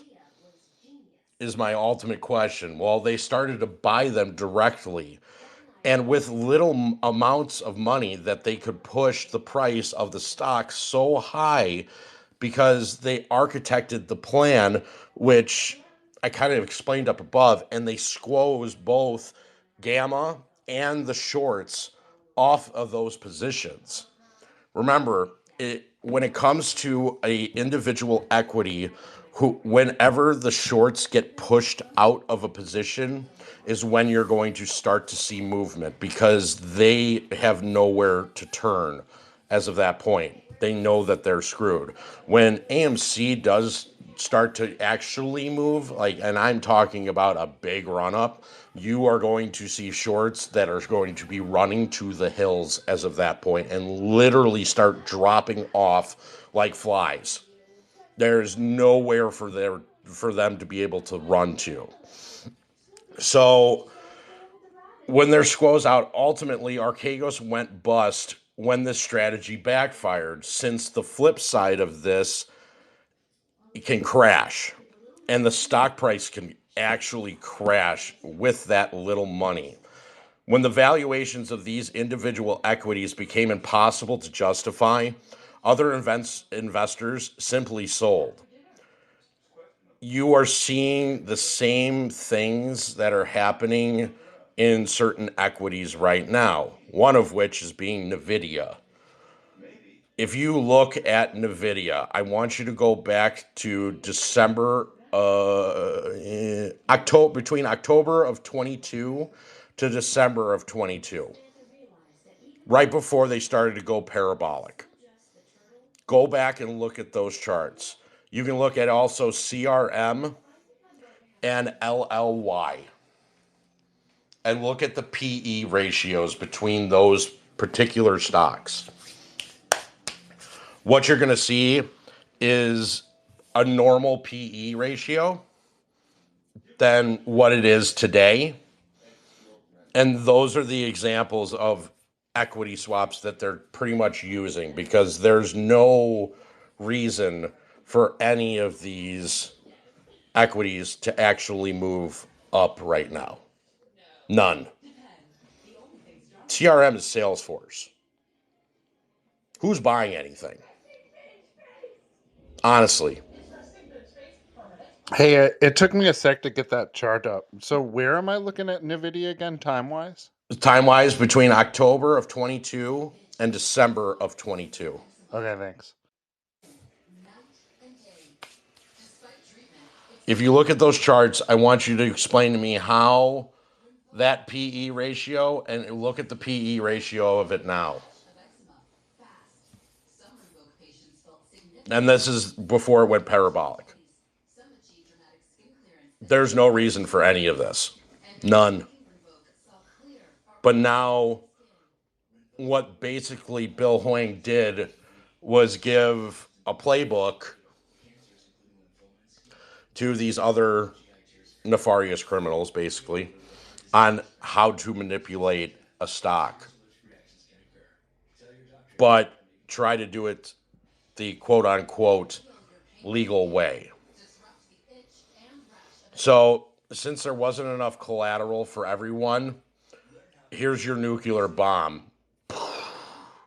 Brokers lost a ton of money when the price crashed, and they didn't sell their hedges. And this likely started the Credit Suisse collapse. It is really a unbelievable term when you think about how and this is why you have all of these things that are basically redacted for 50 years, or they're locked up for 50 years, because there's no way that they can honestly show what happened, especially with Credit Suisse. There is no way in hell they can show this, because the amount of money that Credit Suisse is in the hole, I guarantee you, is more than anybody could ever fathom, number-wise. Robert, I know you've been following up and been looking into this. Tell me something new. Well, you're talking about specifically Bill Whang? Yeah.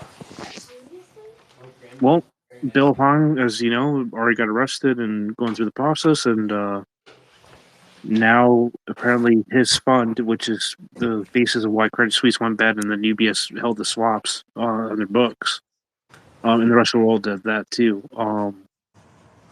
It's going to pop at some point. There's an expiry on those swaps, and if they keep rolling back, that's fine. But it's going to blow up no matter what, and it's going to be massive with everything else that's on top of this. Let me go ahead and just say something. None of these positions were ever closed out.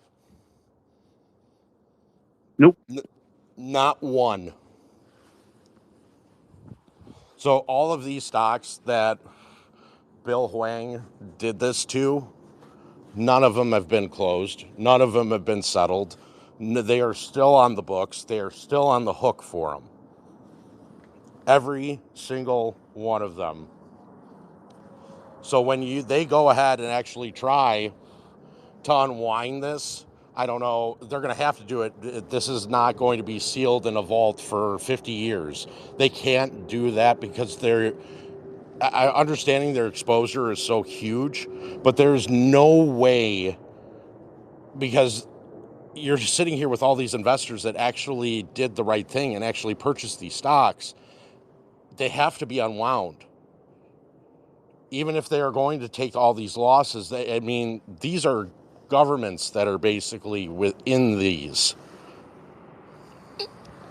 You know, you talk about Nancy Pelosi and how she's in NVIDIA and she sold before this, but now she's back in, and so on and so forth, and how she was the best trader in all of it. No, unfortunately, these are people that are holding these markets up because they have to let their friends get out prior to them tanking it. If that ultimately makes sense. It's a friends of a friend game. If you're not part of the friends group, where are you going to go? Think about it with your own job. Like, there was plenty of times in my career, and I can name one specifically, when I worked at a company called Royal United Mortgage. I'm different. I believe in being blunt. I believe in telling the truth. I believe when it comes to, doing a loan, you have to sell a loan based upon a benefit. There's no reason to go ahead and sell a loan for otherwise. But their main program at this institution, Royal United Mortgage, they loved selling discount points. They believed if you were selling a discount point, ultimately it was giving the benefit of a better rate, but you're still, to the client, is getting a cost to it. So I took their script, I basically reworded it. I did everything possible to go ahead and explain, here, you could buy a discount point. I'm going to show you the math. I'm going to show you why it's a benefit and why it's not, and what cost that you're going to incur, but I'll let you decide which one you want to do. And basically giving you what is called a witch close. And a witch close, if you ever hear this from somebody that's trying to sell you something, they're going to do two different things. It's called a witch close. A witch close is giving you, the consumer, nowhere to possibly say no. It's either this or that. Which one would you choose? And that is called a witch close. It is the same exact thing that basically these people are doing. They're not giving you the ability to say no. So oh, sorry. Go ahead. Well, I think this is sort of semi-interesting and kind of semi-related, but there was a really interesting podcast. Lex Friedman talked to this guy who is like a long-term professional con man who had been caught and done his time. And it was a really interesting podcast. And what he did for his, fraud is he'd buy a house and then immediately go and get like 10 mortgages, 10-second mortgages on it, like simultaneously, under different names and stuff. And I remember I was listening to that and I was like, God, man, that sounds a lot like what, Dog with Hat is saying, about how the financial markets work, just on a way bigger scale of rehypothecation. Correct. They just take one piece of collateral and extract like the maximum amount of possible leverage from that one thing, way above what the standard is, and then just walk away. Correct. It's the same, but that's, if you look at the actual margin positions with, like, here, we'll use Citadel and we will use Morgan Stanley. Like, their position with Bank of America and Morgan Stanley, they've already used 96% of their total margin. Like, realistically, if this was beforehand, they would have already margin called. Because on the flip side of it, look at the problems that Morgan Stanley has. Look at the problems that Bank of America have. They have no money. They're having to sell assets that they're holding just to go ahead and actually make sure that they have their cash deposits and withdrawals per day. This is why they had to have, Warren Buffett, and they had to sell something to him just so they would go ahead and actually give them, I think it was $1.6 billion for cash. It's the exact same thing. Now, this is a reoccurring problem, and it's going to keep on happening because, as I said before, the friends of friends. So, in my story of Royal United Mortgage getting to the friends of friends, it was a particular group. This group was the managers and whoever were the best loan officers and underwriters that were in the company. If you weren't a part of that group, there was no way that you were moving up. At the time, I was sitting there doing basically two jobs. I was doing mine, plus also underwriting at the same time. They made me go through this absolute loophole, and it just a constant loop of training people, also going ahead and coming up with presentations, also going ahead and making charts, and going ahead and doing all this other stuff for my boss.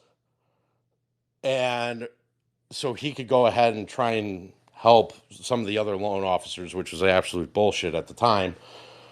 And when it came time to go ahead and actually get that promotion, they told me no. And the reason why they told me no is because while I was one of their best performers, I didn't do it to a T like they did it.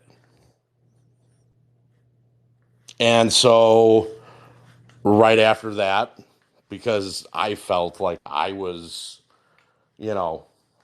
mistreated, I went ahead and I told the story. And that story, I wrote everything that was ever said to me from my superiors. And as I was leaving the company, I took that story and I put it on every single one of their desks, explaining why I was leaving and what to watch out for. Because I believe that's what a good person should do.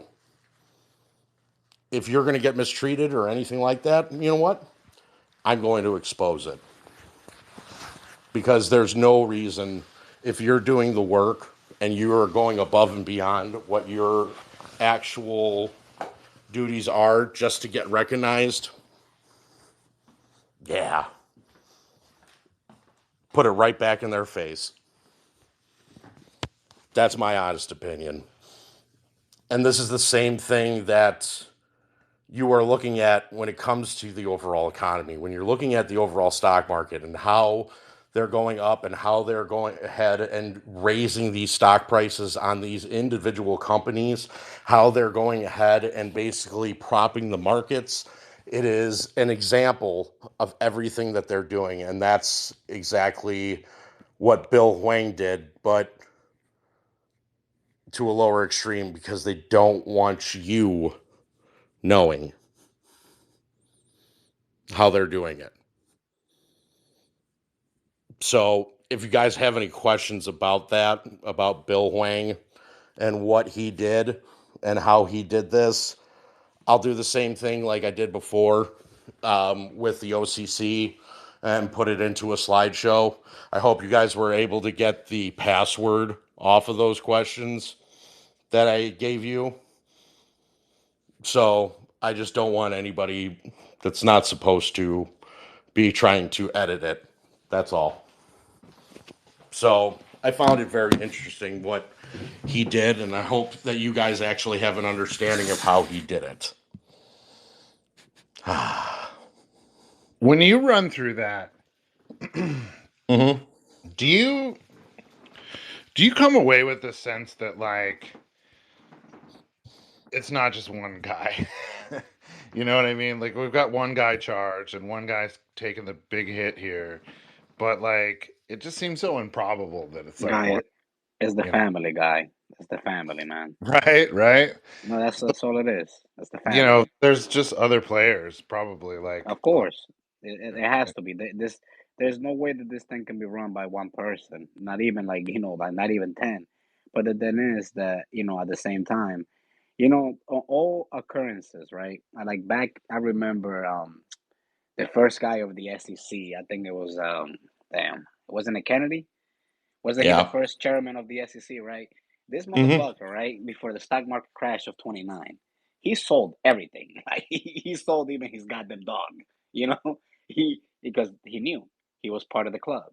And then they knew that they were gonna restructure it and all these things that were gonna come along the way. And he became basically part of the family, just the same way that I learned today about the guy, the Frank Ponzi, right? The guy that did the same thing that Bill Whang did back in the day, you know? So, but the point is that at one point, everything has to come, knocking at the door. It always does. And I'm the person that I'm waiting for that knock on the door. All these things that we uncover every day, I guarantee you this like death. You can find out right now, like by a miraculous miracle, you find out who is doing everything and nothing will happen to that person until they need it to happen. One of these days, we're gonna wake up and all hell is breaking loose because as I'm reading right now. I mean, hold on, let me read it to you real quick. This is from Unusual Whales. I said this before myself, but the thing is that I didn't see it happening. But the U.S. economy is likely headed for another roaring 20s of rapid growth, said Ed Giardini, right? Put all that together, and I think we're in the early stages of productivity, of growth boom. I think the data is already there to show it. That's happening right now, basically, in where we're headed. Do you believe that we're in the rapid growth, to the roaring 20s? Because I, I think that that's gaslighting. I think that we already had a rapid growth and we're headed to the fucking 1929 crash of all fucking time. You know what I mean? And that's in my opinion. I think after that, the real growth of every other company is going to come. But the thing is when is it going to come knocking at the door? You know what I mean? And that's why I'm very patient. That's why I'm trying to do the best I can to protect myself in any way possible. And honestly, everybody should be doing exactly the same thing. Everybody, honestly, I think that sometimes we worry too much. It's good to know like what's going on, but a lot of people they worry too much about so many little things and they make them seem so big, and then nothing ever happens. You know what I mean? So I just put it to you that way. I believe, as I've said 100 times, one day you're going to wake up and you will see a couple of zeros behind your account. Because why? There's nowhere to turn for them. And they're just going to be forced to pay. All of this, if you haven't noticed, is just a huge scheme for them to go ahead and keep the 1% in the 1%. It is to keep everything as a status quo. I'm going to read everybody this, and then I will post it up above. In this, did Credit Suisse bail out UBS? No. They didn't get the title wrong. I meant to say that. You know why? Because that's what's written in UBS's Q4 of 23 financial statement that was just released. Let's go straight into it. Please look at, I will post this, but please look at picture 1, where you can see the amount of total assets and total liabilities still attached to the Credit Suisse corpse. Let's do some simple math here. 583.5 billion of total assets coming from defunct Credit Suisse minus 474.8 billion of liabilities. I'll say it again. 583.5 billion in total assets coming from the defunct Credit Suisse minus 474.8 billion of liabilities, referred to the same, equals 108.7 billion. Right? Now, as you learn in first class of accounting, equity equals assets minus liabilities. Well, if you look further down in picture 1, you can see that the UBS total equities, that's combined UBS and Credit Suisse, is, drumroll, is 87.8 billion. What?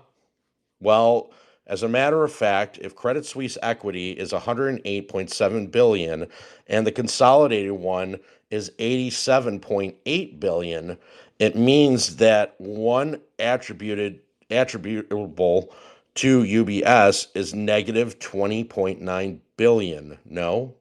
Oops. Someone screwed up the accounting big time here. Now, when the bank is insolvent, what does a bank try to do to hide it? Of course, it will inflate the value of its assets to make them appear greater than the liabilities. UBS, contrary to all the other banks out there that have been trying all they can to cut their lending risk, instead saw it increased by 36.4 billion between loans and securities financing combined in its assets. Well, that's weird, isn't it? Well, it's even weirder if you consider UBS didn't make new loans, but actually cut on lending exposure, as remarked several times across its report. So how the hell did the value conveniently blow up? We find that answer in the leverage ratio denominator section, where UBS claims during the fourth quarter of 23 that the lending ratio denominator increased by USD 79.6 billion to USD of 1,695.4 billion, driven by currency effects of USD 68.4 billion and the asset size of the other movements of USD 11.1 billion. This is in picture 2, which, like I said, I'll post when I'm done. Here's the thing. Either UBS forgot to hedge its FX risk and got lucky, or there's something wrong here. They're cheating. So, of course, there's something wrong here, because no risk manager will allow its bank's treasury to carry such an amount of FX risk on its books. Imagine if the swing happened in the wrong direction. That alone could easily wipe out most of the 87.8 billion of equities in UBS's balance sheet. What about off-balance sheet items? Please do me a favor and compare picture 2 to picture 3 here. What do you see? Of course, 317.2 billion of UBS off-balance sheet liabilities, only 79.9 billion are considered in the leverage ratio denominator calculation. I mean, is this a joke? It sure fucking is. Let's conclude with something obvious at this point. Of course, as you can see in picture 4, UBS sees absolutely no credit risk whatsoever in its books and only accounted for 136 million of the credit losses in Q4 of 23. And as this writer wrote last week, the New York Commodity Bank troubles really sounded like a canary in UBS's coal mine.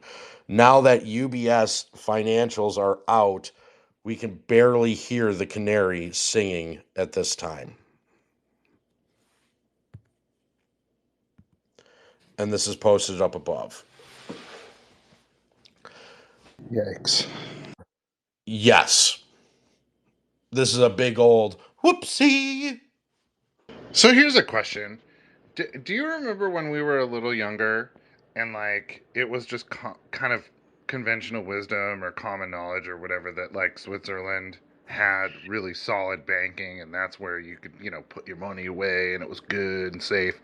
Like, was that always a myth? Was that bullshit all along, or did something significant change recently with like how Switzerland and their banks kind of handle all this stuff? They're able to divert money, and you can avoid taxes, certain particular taxes, by putting your money offshore in their offshore accounting. That's why. It was a safe haven for the ultra rich. Yeah, and I think they parked a whole bunch of money, like World War II money too, so they had a head start there, right? Oh, they had a ton of assets, a shit ton of them. So they were able to go ahead and basically facilitate the majority of the ultra rich's money. And it was all just used to divert taxes. Why do you think that none of these rich people pay taxes? Why do you think that all these rich corporations are not paying any taxes? Why do you think their money's at? So what is the significant, like, I don't know, watershed moment where all of a sudden Switzerland started operating shady? That's my thought. They've always been shady. That's the point.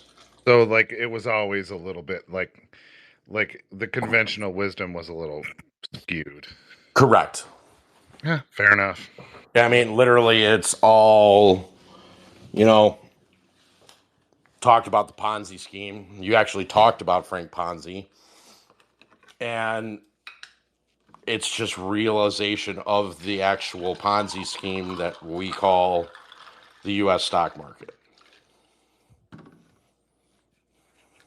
That's what you're realizing. And what you're realizing is that the uproar and the upcry of us, the retail trader, saying that there's no way that this can actually formidably work. Where is this money? Where is this? How are you able to do this? How are you able to go ahead and do these equity swaps without buying the actual equity? How are you able to go ahead and cancel out margin with the OCC because, you know, you have failing members because they're not padded by liquidity or collateral? I mean, how are you able to do these things? And that's what every one of us is sitting here wondering.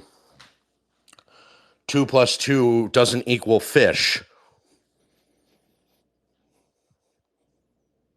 If you haven't thought about this, I mean, you're living under a fucking rock. I'm sorry. I mean, there's no way that you can sit here and honestly say that they're doing things right.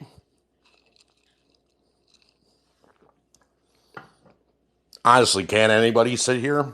The four people that are up here as speaker, can you honestly see how they're doing this? 100%. 100%. It's a perpetrate. It's a machine, and they use proxy. They use propaganda. They've leveraged the tax system. The tax system in itself is a money grab.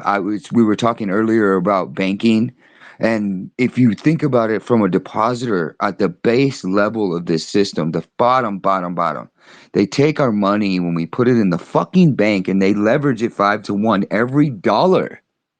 So they're immediately rehypothecating the money that is fucking put into their protection in the safe place. The only place you can go to actually participate in the American society is through the fucking bank unless you have cash. And it's a fucking scandal. It's a scandal from top to bottom. The entire banking system is a fraud. The what is it, the ISD or the whatever, the banks that are federally backed banks, they're fucking scandal. They're scandalous. They're murderers. They're drug traffickers. They're human traffickers, and they sit smug behind a fucking microphone, pointing their finger at how bad we are when they're the facilitators of all of this fucking shit that is happening in this world. That's my piece on it. No, Jamie Dimon would never do anything like that. No, he wouldn't. No, that dude's Same thing with Merrill Lynch, and same thing with, you know, Wells Fargo and all them. No, they would never have these accounting errors. They're No. all should be shot for treason. All of them. Every one of them. I saw a meme the other day and it had a picture of like George Washington, whatever, all of the fucking curly hairs. And I'm not like advocating for all of everything, but it doesn't matter. I'm an American. They would be stacking bodies for treason right now. This is bullshit. Yeah. Bullshit is the safest word you could say. This is just crime. Dark pools, more dark pools, more OTC markets. They're selling out this nonsense. Go ahead, Robert. See what you got to say. Swaps. You got so much going on. You got options chains that are they have so many ways of doing it, and they're so stacked up that they can't get out of this mess if they wanted to. So what are they going to do? They're going to blame whoever they can and point the finger elsewhere, and then get it over with. You know something actually that I just thought about right now? I thought about, like, you know, where along the lines, like, because I can speak for the government from where I'm from, right? And I can tell you, like, just a little bit because of my family involvement in it, right? of how money moves, right? Like and literally the way that some people describe it, like certain parties are in power, certain money starts flowing your way, and if you're involved with that certain party, you get that. But I want to know where along the lines in America, right? The politicians realize that, oh shit, we can scam people. You know what I'm saying? Because remember, we liberated America, right? We liberated America because they increased the tax by 1%. We told the king, you better get the fuck out of here with that shit. And over 1% tax increase. We literally threw a revolution, right? Now, along the lines, where along the lines did the American government realize that, you know what, we can do the same thing to people. We can keep them divided, hating each other, for one reason or another. We can keep taxing them on money that's being taxed on tax on tax. I mean, for God's sakes, if you send me money that was already taxed and you send it to me, I get that money taxed. Like it's brilliant when you think about it. It's like an absolute perfect system.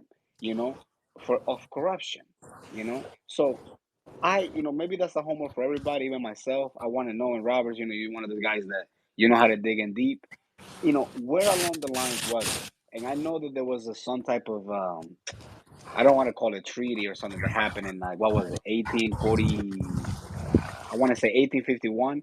That supposedly that's when the Treasury sold, the United States to, I'm not gonna get into the conspiracy shit, but it was something along those lines. And then that's where we became a corporation, right? Where you're sold basically, like your Social Security is like the mark of, whatever. But Yeah. where along the lines did we get, where did they realize that they can do this to the American people at the same time as dividing them and also erasing history? Because as you can see, that's exactly what they're doing because they have been doing that. So I would like to know that, man.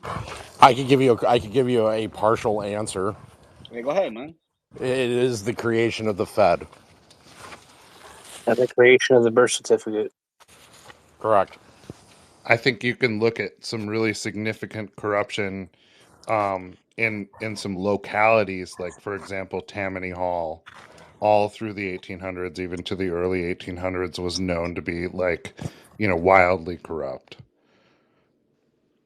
It goes back further, I think, even to you think about Roman Empire and in the beginning of like the civilized world, there's always been a corrupt element in it, which causes the failing, the toppling, the leveraging, the erasing of entire super fucking huge civilizations. I mean, you're not getting away from taxes. That's going to be here and there.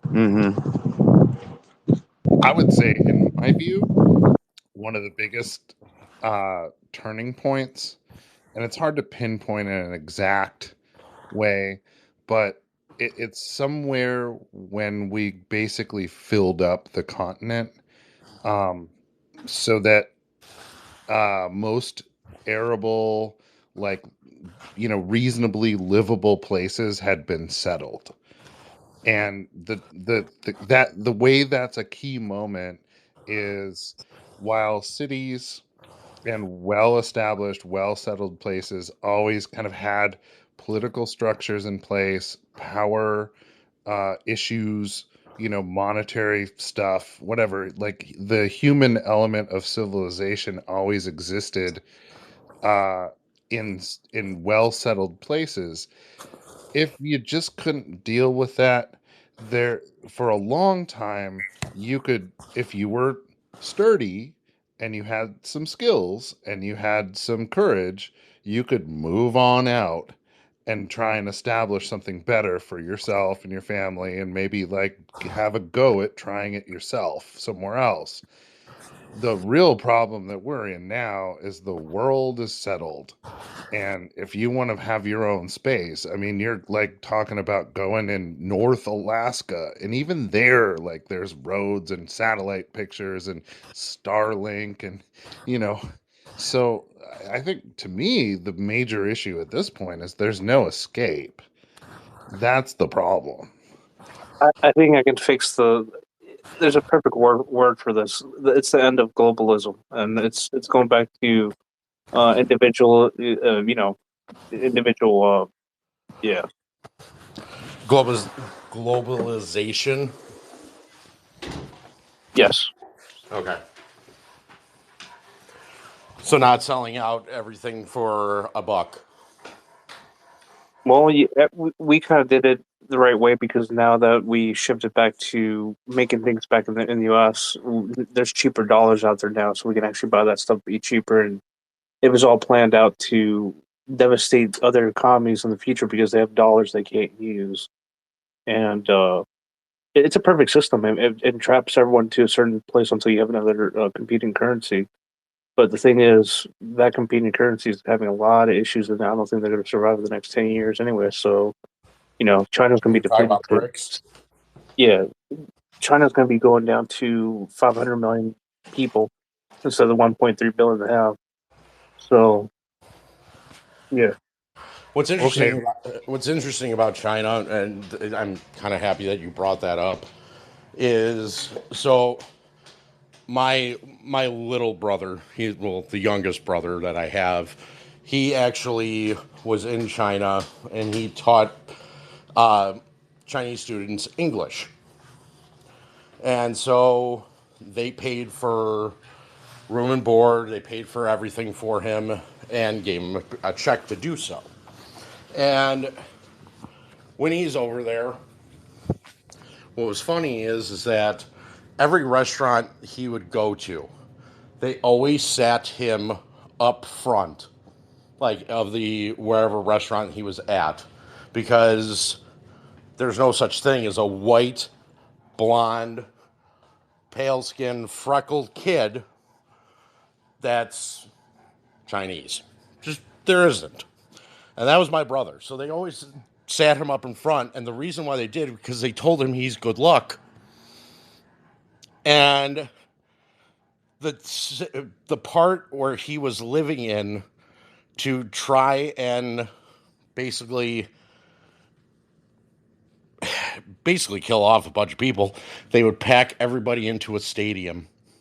They would basically have like a voting log, or like, here, if your number is from X to Y, you're going to stay back. And then all of a sudden, here's the machine guns that go off and kill everyone within those numbers to try and depopulate. I was going to bust that joke, but never mind.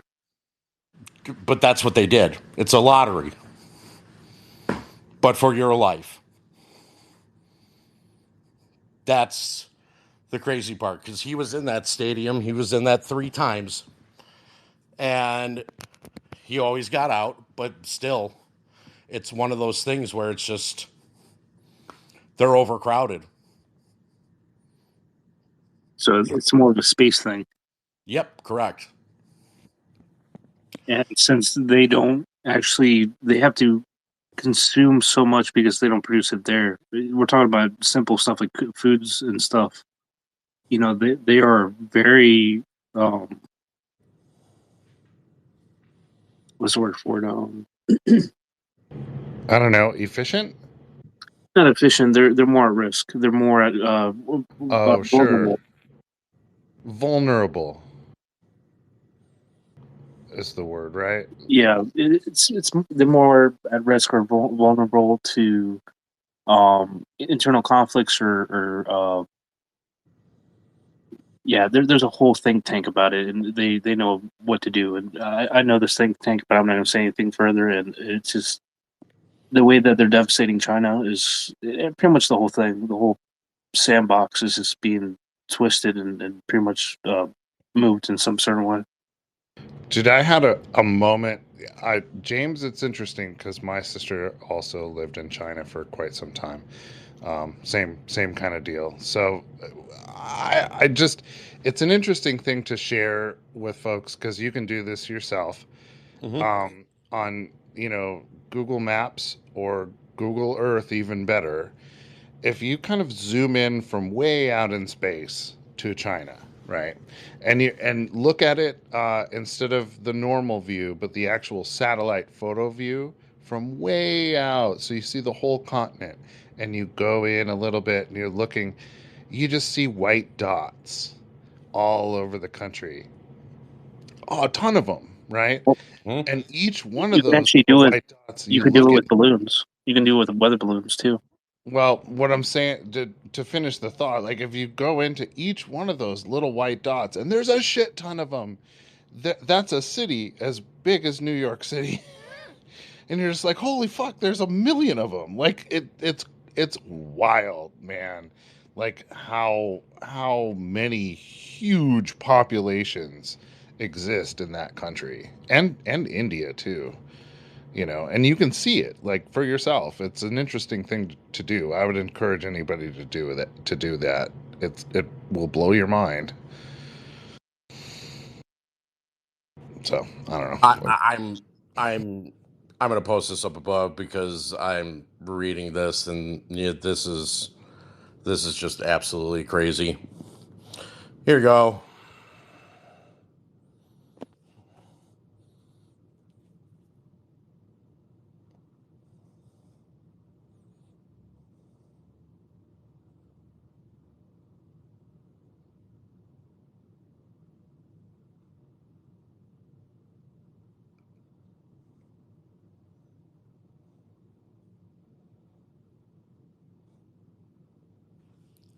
If that doesn't get your gears flowing, I don't know. Well, you play something, we didn't hear nothing. No, it's up in the jumbotron. Yeah, it's a post by Trading 717, and it's talking about how they're talking about us. Hey, and by the way, did you take a look at what I put up there? What Bigum said about the OCC? What is that about? His own view. Yeah, the ruling that they're trying to do with the OCC and the Federal Registry. They're trying to limit margin requirements on some stuff. Like we talked about last Friday. Yeah, you don't think they're gonna do it? If they're going to do something, it's because there's too much of it, and they know that they fucked up. Mm. Oh man, Synthetics. I don't know. The family. I just look at them as the family. You know what I mean? And they're the Corleones. So shit, man. Not to be argumentative, but just as again, food for thought. Don't you think that, like, yes, they're sort of coordinated on one level, but if one of those people, one of those organizations, or one of those big CEOs, or whatever, however you think of it, one of those entities can get one over on the other one, all they really care about is money, right? Like, they'll. Survivability. I'm sorry, but it's survivability. Yeah. So, like, in a way, they're sort of coordinated. It's like they're coordinated if it does benefit everybody. But man, I don't think any one of those banks or brokers or market makers or whatever are gonna legitimately take one for the team for the others. You know what I mean? I feel like they're all sharks, aren't they? 100%. Money has no friends, right? One guy says that a lot. Like they're gonna eat each other. They're trying to make the Fed do a bailout if they can, but I don't think they will. Well, they can't. They don't have any money to do a bailout. That's the ultimate problem. That's one. Two, you're talking about survivability. Remember, Batman always has a bad guy. And the ones that survive will just be replacing the old bad guys, and here are the new ones. Sure. What's up, guys? Oh, I just same have with a different toilet. Okay. All right. Do any of y'all know any of the details on the Protecting Innovation in Investment Act? The CHIPS Act? I have no idea. It's just called the Protecting Innovation in Investment Act, and Cruz came out voting against it today, so I don't even know what the fuck that is. And I think that's the CHIPS Act. Robert, I think you were right about that. Yeah, that's the CHIPS Act. They're trying to put special measures in there so they can actually enforce some things because they need to procure some things. Yeah, but that's what I'm trying to figure out is what those things are, because what you've got, I've got down, but they're not saying what they're trying to protect and what they're trying to.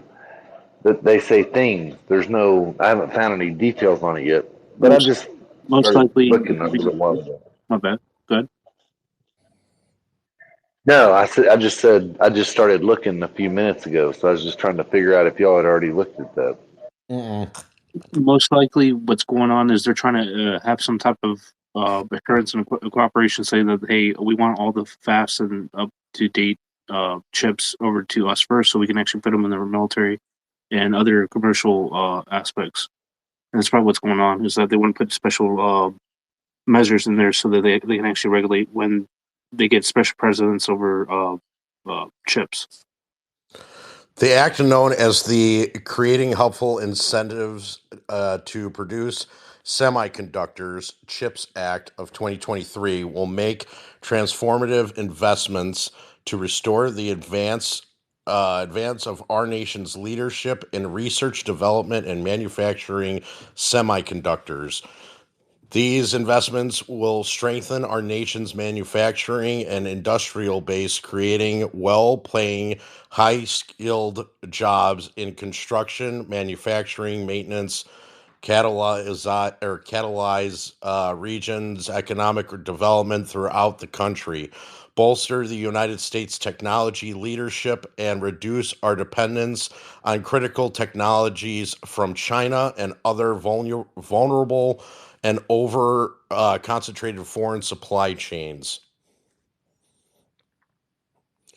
The step or section 2 is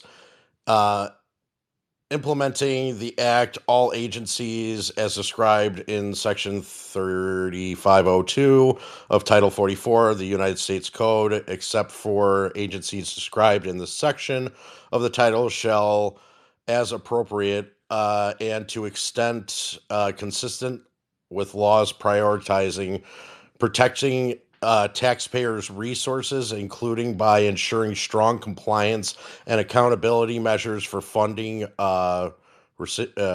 recipients, meeting economics, sustainability, and national security needs, including the building domestic manufacturing capacity that reduces reliance on vulnerability or overly concentrated foreign production for both leading edge and manufacturing microelectronics, ensuring long-term leadership in the microelectronics sector, including by establishing a dynamic collaborative network for microelectronic research and innovation to enable long-term United States leadership in critical industries, catalyzing private sector investments, including the reducing risk of maximizing large-scale private investments in production, breakthrough technology, and worker and workforce development, generating benefits such as well-paying, high-skilled union jobs. That's all bullshit. Hold on. Strengthening and expanding regional manufacturing and innovation ecosystems, including by investing in suppliers, manufacturers, workforce development, basic and transitional research, and related infrastructure in cybersecurity throughout microelectronic supply chains, and by facilitating the expansion, creation, and coordination of semiconductor clusters. Let me see if there's anything else. So what are they going to do? Supply through Mexico and Canada and pretty much anywhere else that can get all the high-end stuff? So the assistance of the president of economic policy, the assistant of the president for national security affairs, and the director of office of science and technology policy shall serve as co-chairs of the steering council. In addition to the co-chairs, the steering council shall consist of the following members: the Secretary of State, the Secretary of Treasury, the Secretary of Defense, Secretary of Commerce, Secretary of Labor, Secretary of Energy, the Director of Office of Management and Budget, the Administrator of Small Business Administration, the Director of National Intelligence, the Assistant to the President for Domestic Policy, the Chair of Council for Economic Advisors, the National Cyber Director, the Director of National Science Foundation, the head of such executive department agencies and office as co-chairs may from time to time invite participants. The co-chairs may create a coordinated subgroup consistent of steering council members of their designee as appropriate. The co-chairs may consult with leaders from industry, labor unions, and other worker organizations, institutions of higher education, research institutions, and civil society as appropriate and consistent with law to provide individual perspectives and advance to a steering council on the effective implementation of the act. Nice. Hey, can you post this from the comment section? It's by the Butcher Wall Street. Yes, I sure. This needs special attention, by the way. This is important that everyone knows and everyone here and there. There we Not go. to derail excessively, but for what it's worth, and FYI, the Protecting Innovation in Investment Act is a different act, and it's not the CHIPS Act. Okay, so which one is it? So because I feel bad, I just read all of that. I've actually put a little link up top in the yeah, and I've got the press release by Ted Cruz, so I can send that to you tomorrow too. Yeah, I put it in the James Otron. I love the James Otron. Can we rename the James Otron? Is awesome. I really do love that name. Yeah. So it seems a little. It just on first glance, it's kind of like the gist of it, the way I read it, for what it's worth, is essentially saying, hey, SEC, like, we're going to prevent you from regulating things like, I don't know, weird new technology and brokerage apps and, weird. Well, it refers to a certain rule that they're trying to get passed in the next couple of months, and Ted Cruz came out against it, but I haven't had time to read the press release or click on the links yet. New technology, but I figured somebody would already know about it. New technologies over the last decade have allowed more Americans to access the stock market than ever before, said Senator Cruz. By waging a war on technology, the SEC would hurt the very investors that it claims to be protecting. Americans saving for retirement. Our bill will halt the crusade in its tracks by making sure this rule never sees the light of day. American consumers will ultimately bear the cost of yet another SEC attempt to overregulate financial markets, said Senator Haggerty. The agency should demonstrate the ability to securely manage its own technologies before seeking to micromanage and hinder innovative technologies at private firms. I'm pleased to join the legislation that would block the SEC from enacting this ill-conceived rule. While the title of the SEC rule mentions predictive data analytics, giving it the illusion of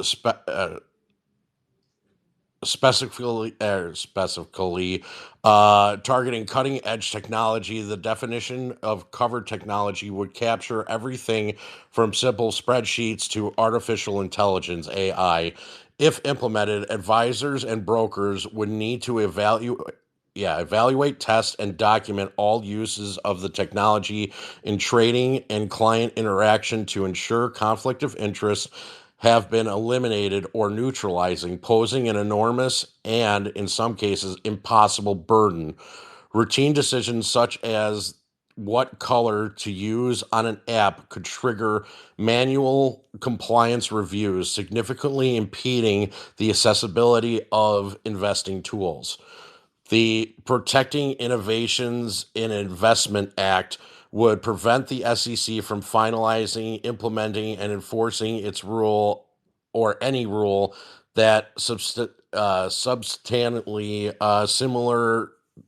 This straightforward common sense solution will protect Americans' ability to participate in the financial markets and build wealth by keeping barriers to entry low and cost effective.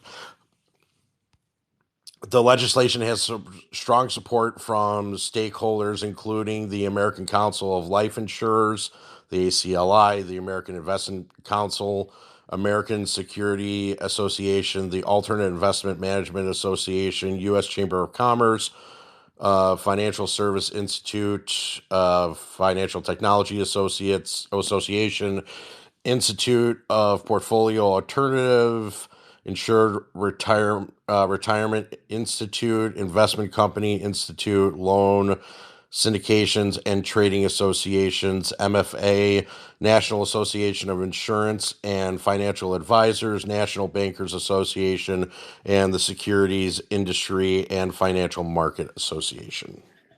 And you the just said a American whole League bunch of names I don't agree with because that's not people. That's the fucking institutions paying for something. That is correct. That's why I don't like the way the verbiage on that whole damn thing is, and it comes across dirty as fuck to me. But I don't know. Couldn't agree with you. I couldn't agree more with you. Yeah. They're trying to basically and poor astronomer, you are 100% right. I think they are trying to stop Gary from implementing the CAT system. Hey, yeah, I want to ask a question real quick, and then Sue, now that you're up here, I mean, I'm pretty sure that you've seen the Tucker Carlson did that interview with Putin, right?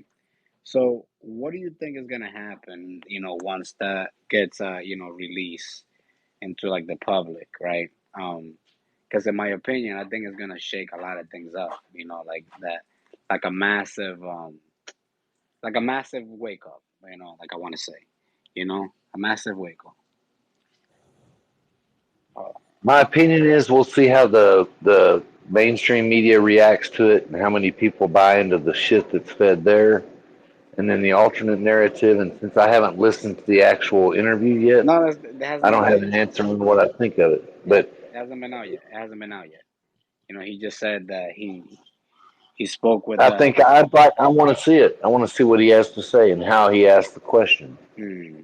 You think Because Barbara Walters interviewed Putin. What's his name that was in Clinton's cabinet in the inner war room interviewed Putin. So Tucker Carlson wants to do it the way he does shit. I ain't got no problem with that. Maybe he'll look into Putin's soul and see that he's actually a good guy, just like W did. I don't think that you can be there's no way, that to be a good I guy if looked you want. into his soul. Yeah, Until I see the interview, I can't answer that question. I know. Hey, I get it, but like speculation wise, do you think if let's say to give it like a courtesy, 75% of the truth comes out in this interview. 75%. How much you think 75% can shake the views on the American people at least? If hypothetically.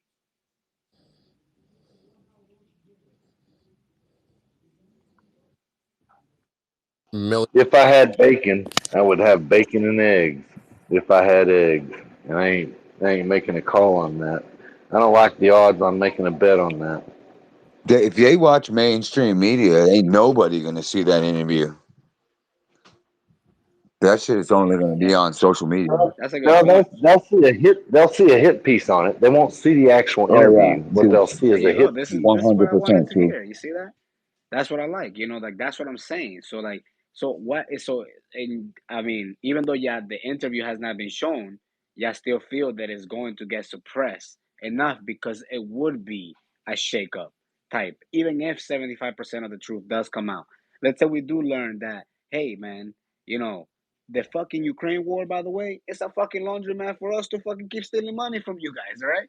Like, imagine that does come out because of whatever friggin' reason. I don't know. I'm just a hopeful guy. I'm just hopeful. you know. But if 75% of the truth comes out, and I'm not even giving it 100%, you know, it's going to get suppressed enough that not enough people are going to see it.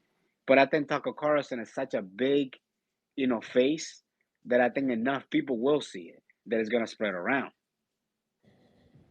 What if Putin is kind of a shady, bloodthirsty asshole, and Ukraine is also really corrupt? And it's both true. Yeah, Like, you know what I mean? Like, it's not like one is an angel and one is a devil. In my view, it's probably true that both fucking situations are kind of bullshit and awful. And it's just another case of douche versus douche.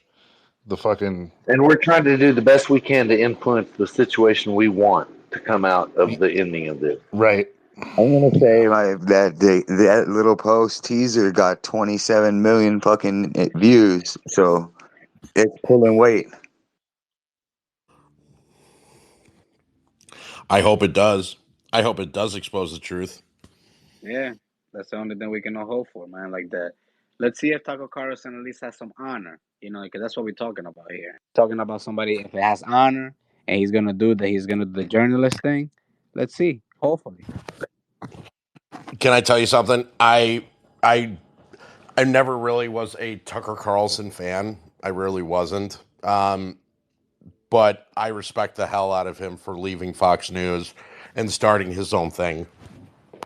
And that's what showed me that he is, you know, against this conglomerate of media that's coming out and how he wants to report his own thing and do his own thing. That made me Honestly, respect the James, hell out of him. I felt the same way.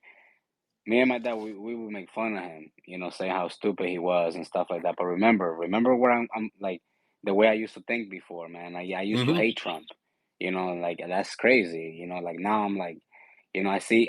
That's the thing. Since I was a victim of the machine, I understand it. You know what I'm saying? Like I'm here telling you that I was thinking like that way. Like yo, I used to be like, I used to play fucking fuck Donald Trump song all the time.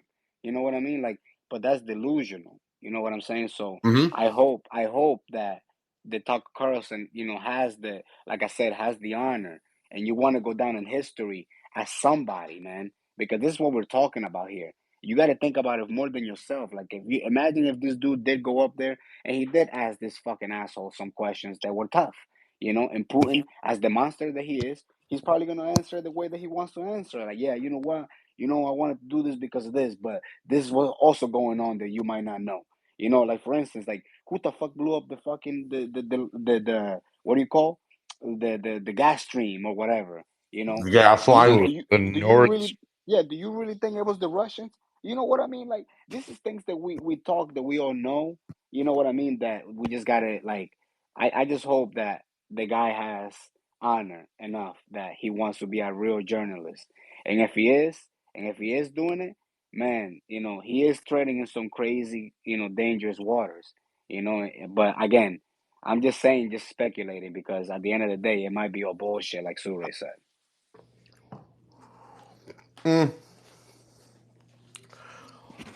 I think he's done some wonderful things since he left, and I won't disagree with that, but I won't answer on the interview until I hear it. I totally agree with He you. may be restricted on what he can ask. They're gonna have the question in advance. There may be some rebuttals that he gets that he can get by with, but he's not coming in and surprising Putin. That's not the way that's going to go. No, but it's the same thing. It's the same thing that what our media is pretty much, you know, prevented of asking the hard questions. This is why the majority of interviews. I mean, here, perfect example. Look at the interview that Ken Griffin did on CNBC, and you have his one guy that always interviews him, and every single question is a softball. It's an underhanded softball that lands directly onto a tee, and he's trying, and then he can smash it out of the park. Hey, James. And then the fake laugh kicks in. Did you hear that? Did you hear that Charles Gasparino is gonna interview Doug Sifu? Oh my God! They're gonna call it the Shrimp and Seafood Special. Are they gonna call it the Krabby Patty? Are you trolling? Are you trolling, guy? Are you being serious? It's the Shrimp and Seafood Special. Is it the Krabby Patty special, starring Mr. Krabs? Okay, I'm sorry. I had to get that out of my system. What is he gonna talk about? You know, his lawsuit. You know, like what? Like damn, man. But I swear to God, like that dude Gasparino is a complete clown. Like, I and really somebody hope they that. show his true size. Oh no, he's definitely gonna be in the documentary as one of like the worst like media faces. You know, I'm telling you, like they're gonna put him there. Like whenever this happens, he's gonna be one of those faces that he's gonna be portrayed for the end of time. You know, look at this dude, a liar. You know, he was part of the media. He lied to people. You know, like this guy is a fucking asshole. Has anyone seen? It's a comedian. Hold on one second.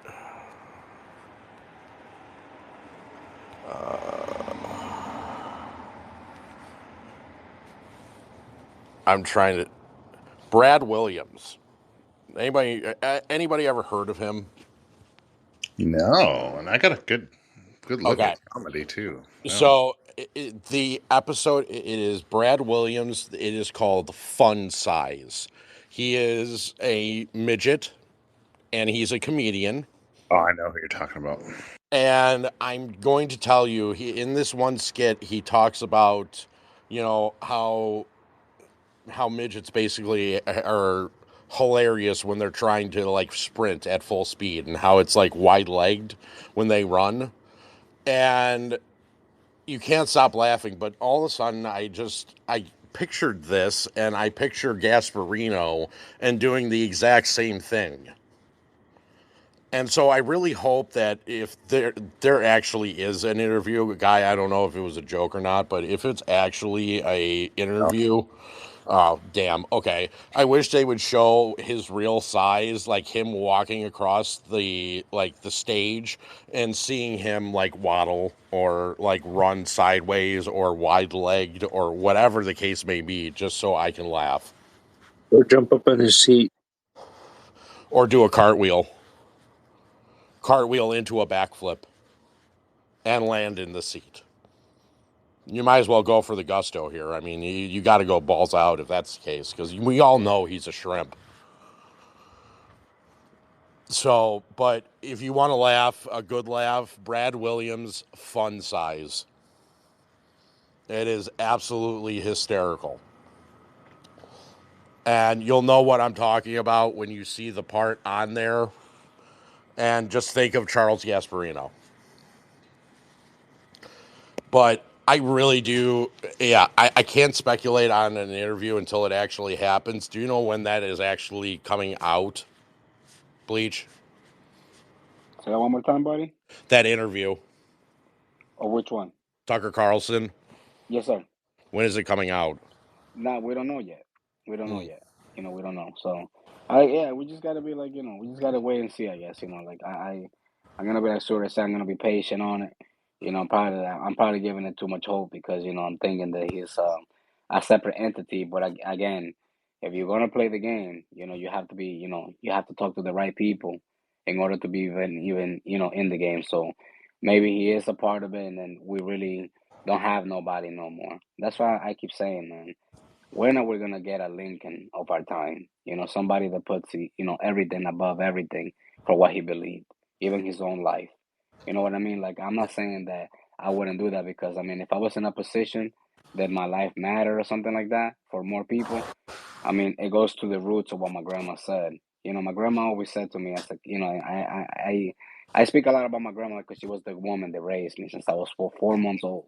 All right, so I, that's the reason I praise women and because I saw everything that she went through and everything that she taught me. I mean, she made me a better man than what my dad taught me, to be honest with you. But she always said to me that, it's hard to be a hero, but if you can save more life than your own, you should always do it. And I never understood that. until I actually read about people like, my founding fathers from where I'm from, and people that I admire, like President Lincoln. You know what I mean? So when are we gonna get that from our time? You know what I mean? And honestly, to an extent, I'll be honest with you right now.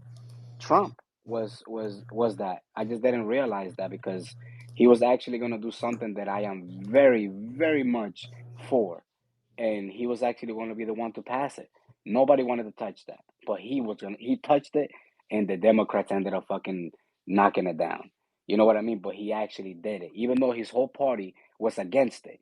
He still went and did it. So you know what? Like he kind of has that thing that I'm talking about. So Gary Gensler is not that person. Nobody is that other than the apes. I think all of us represent what I'm saying. So. I gotta be honest with you. I mean, it's late at night, and I've had a few wobblies here, but what is a wobbly? Wobbly pops. Yeah.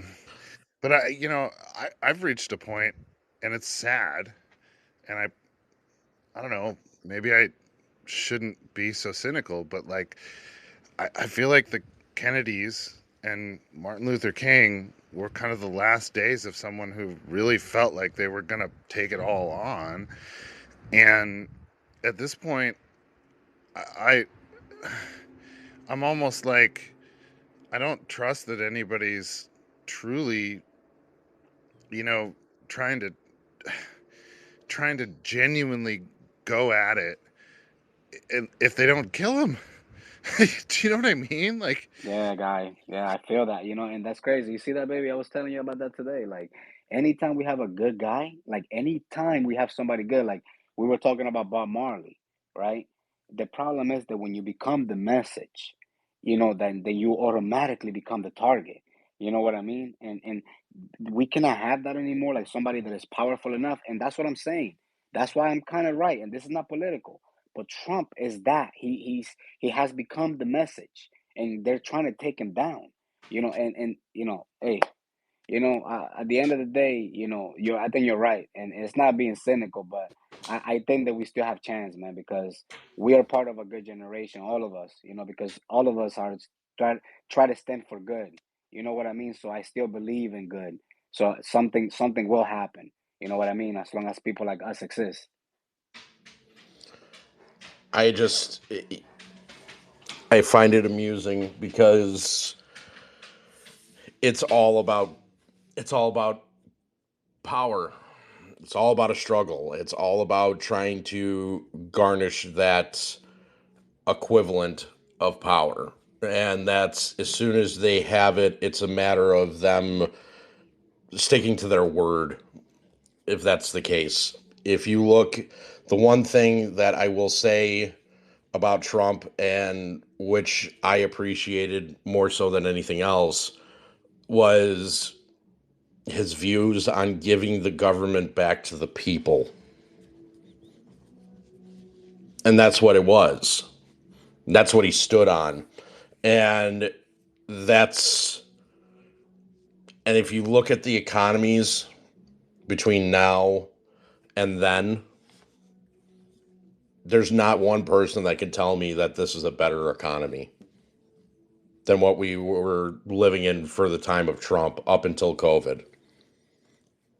okay, so I want to hit you with this, and I'm interested in how you respond. I'm just gonna hang it out there, okay? Go ahead. In 2016, Mm-hmm. the night of the election, I stayed up really late, and it was uncertain, and we weren't sure what was going to happen, and it went really late that night, and I had to work the next day at 6 a.m. So I dragged myself in there at 6 in the morning, and I was on like 2 hours sleep. And there's a spot where I work where all the time cards are, and all these rotten old douchebags that I work with had all gathered around the time cards so that when I came into work, dragging ass, they could sit there and heckle me and shove me around like we were gonna, and it was like some of the most vile, ridiculous bullshit that I've ever fucking experienced in my life, and it was all I could do to not take them, to not like beat up 5 guys at my job and then lose my job. And it was, when I say vile, it was like, hey, faggot, now they're gonna fucking deport you. Oh, we're taking over now. We're gonna find all you fucking pieces of shit. Yeah, and it was some of the nastiest, most fucking vile shit that I've ever seen. And so it's pretty hard for me to get to this stage and be like, "Hey, let's do that again," because honestly, like you might love them, but like there's a thing about that's built in to that Trump movement where it's really aggressive and it's really nasty, and there's like a war element there where like there's a bunch of dudes like where I live who feel real fucking empowered to go around and treat everybody like shit because they got their guy. And I don't like it. Me personally, I'm not red, I'm not blue, I vote green. Whoever's going to make me money or boost the economy, that's what I care about. And what I don't see is why we needed inflation, why we needed any of this that is going on and basically crippling our what we had. It was a great economy. And if you haven't noticed that every time that our economy is doing well, there are no problems. But when there is a problem within the economy, all hell breaks loose. Yeah, so, I mean, I'll take a good economy. Like that's awesome. But that's what I'm talking about. If there's a good economy, you don't have a problem when it comes to you don't have a problem with people people aren't going crazy. But guy is right though, man. Like that's the thing, like the aggressiveness and stuff like that. I totally Yeah, understand yeah, that. I agree. I agree. Like I said, like I agree. But man, like I'm telling you, like the thing that he was about to do, guy, nobody wanted to touch. And what I'm talking about was DACA. You know, nobody wants to touch that shit. None of the red Republicans. But you know what? He went against all of them, and that's what I'm talking about. Like if you go against your whole party, even though your people that support you were telling you no, and you still said I'm gonna do it because it's a good deal. That's what James is talking about. It's somebody that can actually, do a deal even though it's not on his best benefit. You know what I mean? But if it's a good deal because there was DACA for the wall. You know what I mean? We were gonna have the best wall, and they were gonna get DACA, and it didn't happen that way. But Whisper, what's going on, buddy? Hey, good morning, everybody. Hope everybody's doing good. Yeah, Guy. There's a delay when you request to come up in the conversation, and you come up, and then all of a sudden the subject's changed. But I came up when you were saying your hesitations for backing Trump, and James was talking about him voting green and stuff like that, and I didn't hear what went on after that. And I hope the conversation didn't go that persecution doesn't matter as long as the economy is good. I hope the conversation didn't go that way. No. I was saying that when the economy is good, that you don't have problems. When the economy is bad, look at where all hell is breaking loose. Yeah, but the economy was doing good, and there was still violence going on the streets. No, and I wasn't comparing the discrimination was violence. huge. It was picking up, and it was bad during his administration. I have never seen anything like it over the course of my life. How much it picked up. It was brought from underneath the rug, from behind, the closet door, from in the shadows, and it was allowed to step into the light and shine during his administration. And that's unfortunate because I would have rather have it had a great economy and it been stomped out, to be perfectly honest with you, but it wasn't. and that's one of my hesitations of going back to Trump. Is that it was a better economy, but there was a lot of hate. There was a lot of But hate. I think in my opinion, like I said, like since I was like on the other side, I think that was like the media. It actually worked masterfully to make that happen because it worked on me. You know what I mean? About the hate and all that. Like how much stuff is actually happening right now. It's a lot more things happening right now, more violence happening right now, more than Trump. There are stores that are getting robbed, like and people cannot do anything about it. They're just letting the people rob them. I mean, for Oh, God's sakes, you got fucking some Walmarts, even right here. Not where I live anymore, thank God. You know what I mean? But when you go, they got like the zip ties with the freaking things, so that way people don't steal them. You know what I mean? But the media's not showing you that. Why? Because whoever they might favor is, it's not about who is in power or not. It's that it could have been a Republican or a Democrat that could have been in power. If you're getting paid by somebody, you know what I mean, is the thing. And Trump is not, I mean, I don't know if he is or if he isn't. But the one thing I can tell you is that that's one thing I have noticed myself coming from the PSYOP, because I was, in the PSYOP, is that I noticed that CNN, MSNBC, and all that, they don't show you the riots that happen. They don't show you people stealing from stores like they are right now. They don't show you the tent cities of the thousands, like the millions of homeless people that are all over the place. They don't show you the border. But if it was Trump in power, man, they'll be showing you that in 5K, the brand new, anything. I guarantee you. Oh, I will agree with that. And here, I'll tell you a story. So this past Sunday, it's my weekend with my kid, and so I was driving my son home.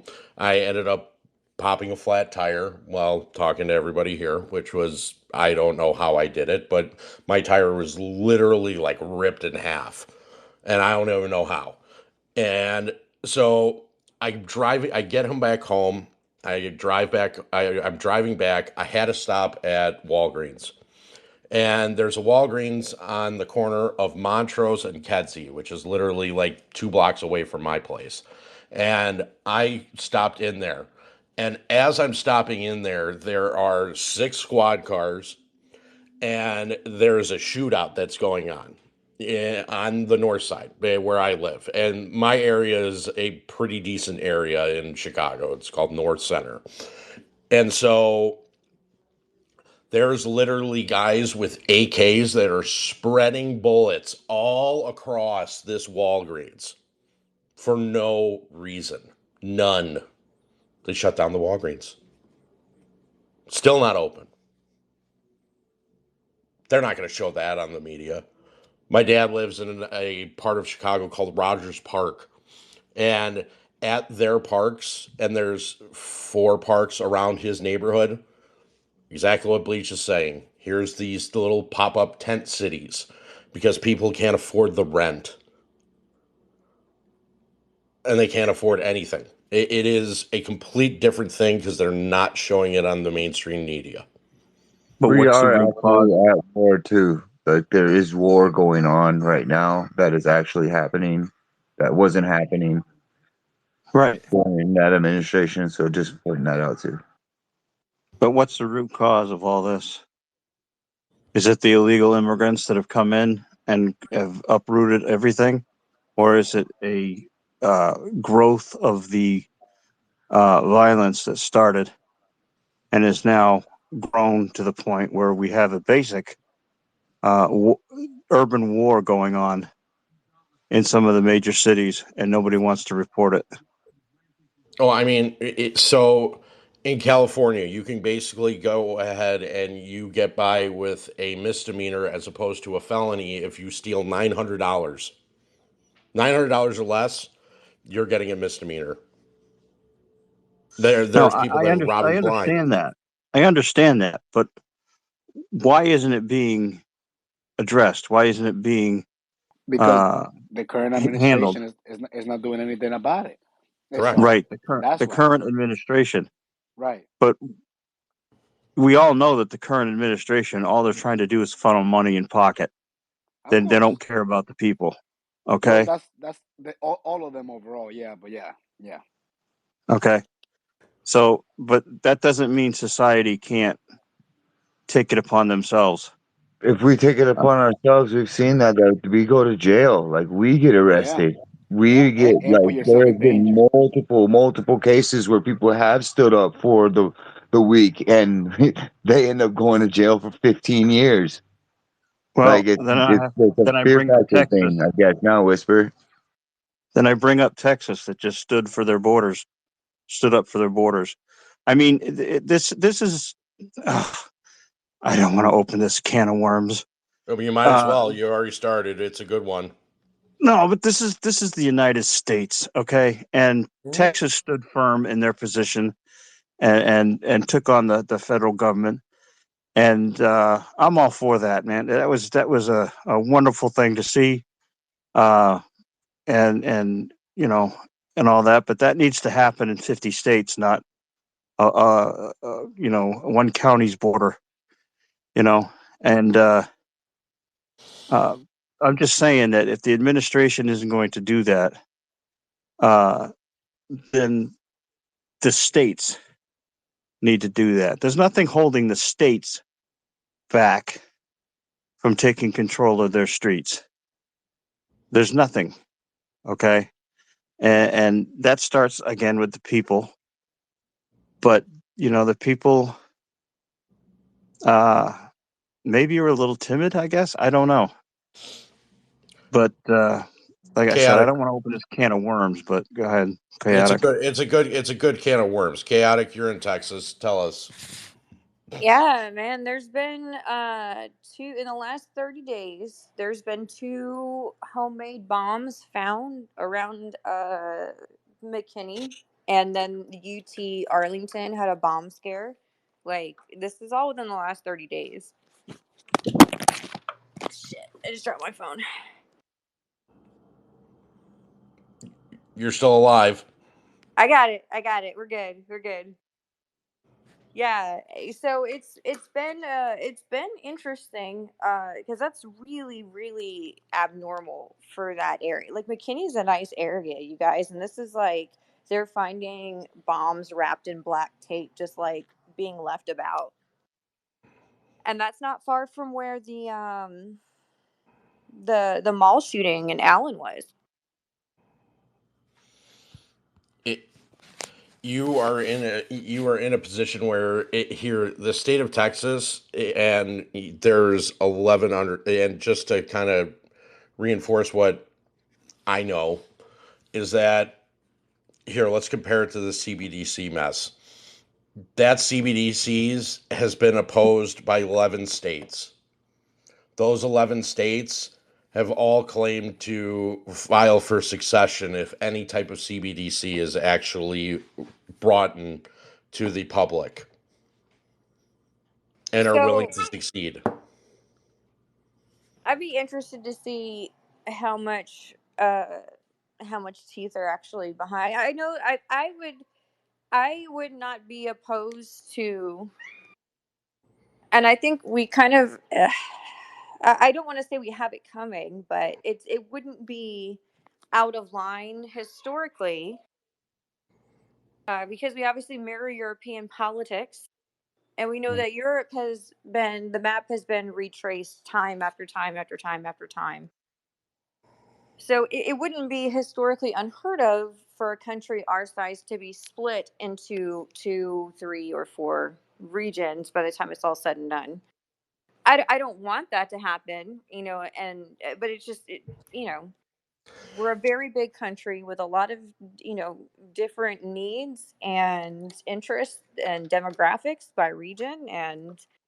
But really, I feel like, Dallas Fort Worth, where I'm at, is kind of in the middle of like the crosshairs, because 35 runs all the way down to Mexico and all the way up to Canada, and then 30 runs from California, the California coast, all the way out to Raleigh, North Carolina.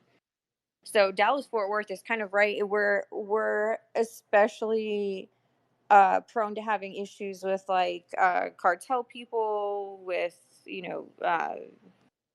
there's a lot of spots along 35 that are bad about being like notorious trafficking spots.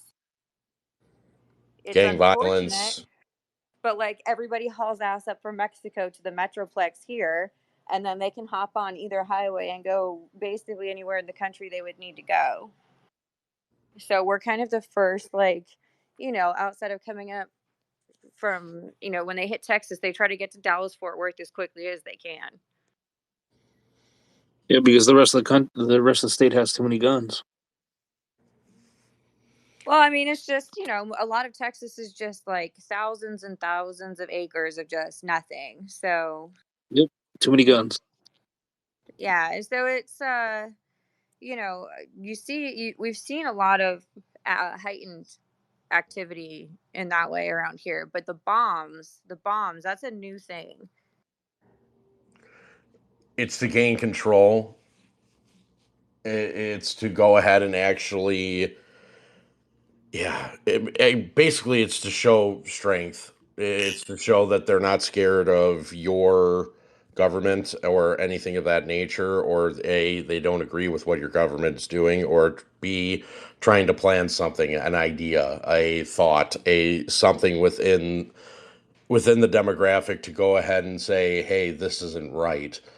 I Well, want you to. I think they're organizing because we see, that mall shooting in Allen was they've already backtracked it like long ago. The one that happened last year, and that was done by a guy who was part of an extremist group that came up through the southern border. And so what's likely happening, and I suspect that this is going to be the case in a lot of the sanctuary cities, we just happen to catch like the brunt of it here just because of like logistically where we're located.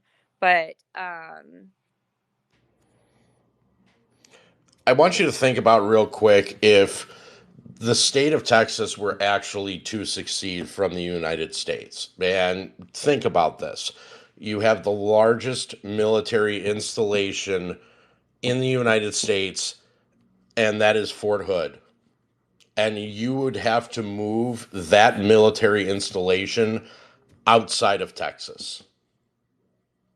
I don't Good think the luck. federal government's going to be very happy with us if we try to secede. I think they're going to try to block it because obviously we've got the oil and gas resources along the coast. We've got the agricultural resources. We've got a lot of things happening. A lot of corporations relocated to Texas. And we're about to have the semiconductor factories as well. I mean, I drove by the Samsung semiconductor factory outside of Austin not too long ago, and I mean they're almost done with that. They're hauling ass getting everything. So like Texas seceding would, Take a economically big be chunk of pretty. profit. Yeah, I mean it would be pretty devastating if Texas were to secede, just all the way around. I mean it would. I don't think that the federal government's going to let that happen without a real for real like showdown over it. No, correct. You're not moving a whole core out of there either with the training grounds and the area that it occupies. There's no Yeah. there's no moving something that size.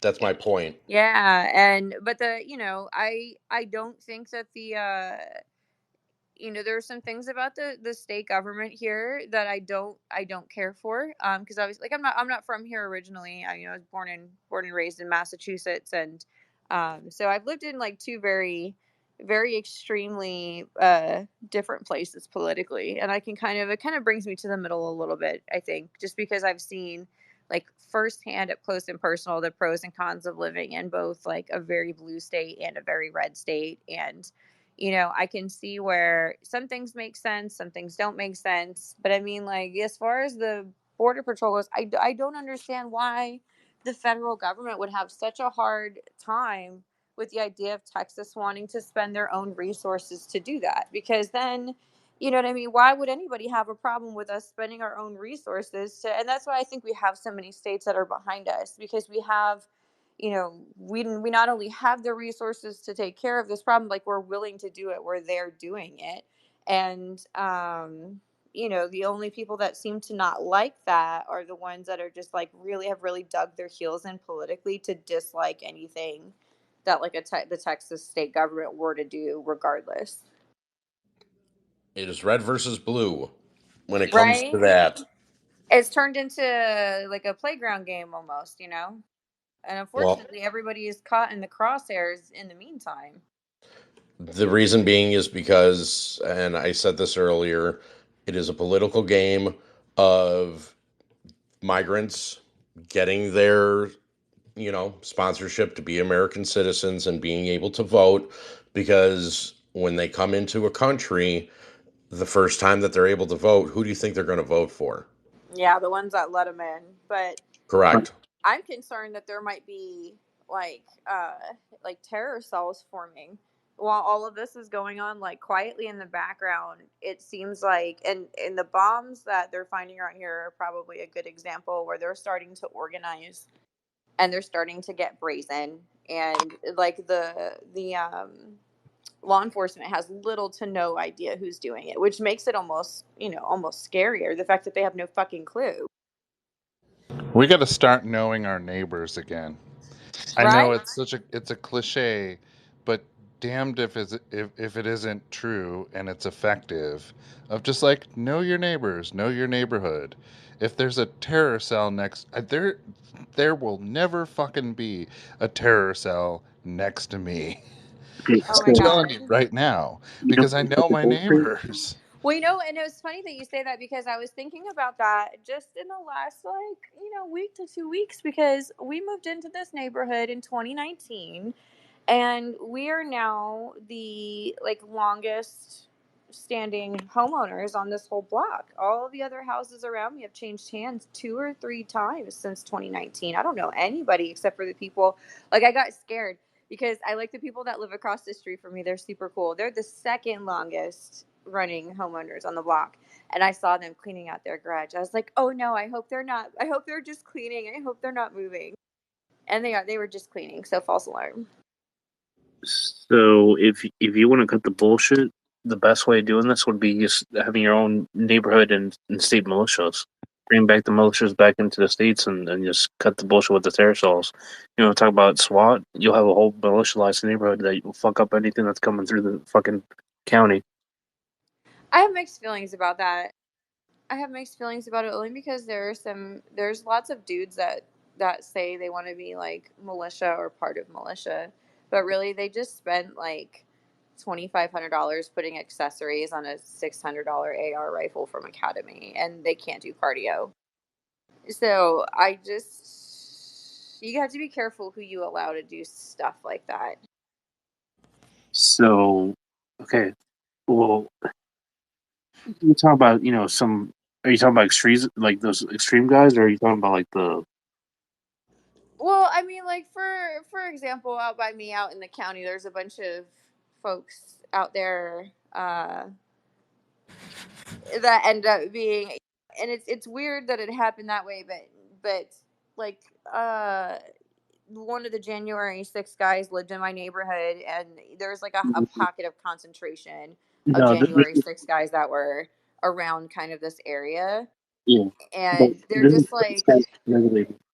This is a state regulated militia, by the way. That's what I'm talking about. It's not like some random group of guys. These are people that you can call upon. okay, so you're talking about like almost like a national, not a national, just like the state guard.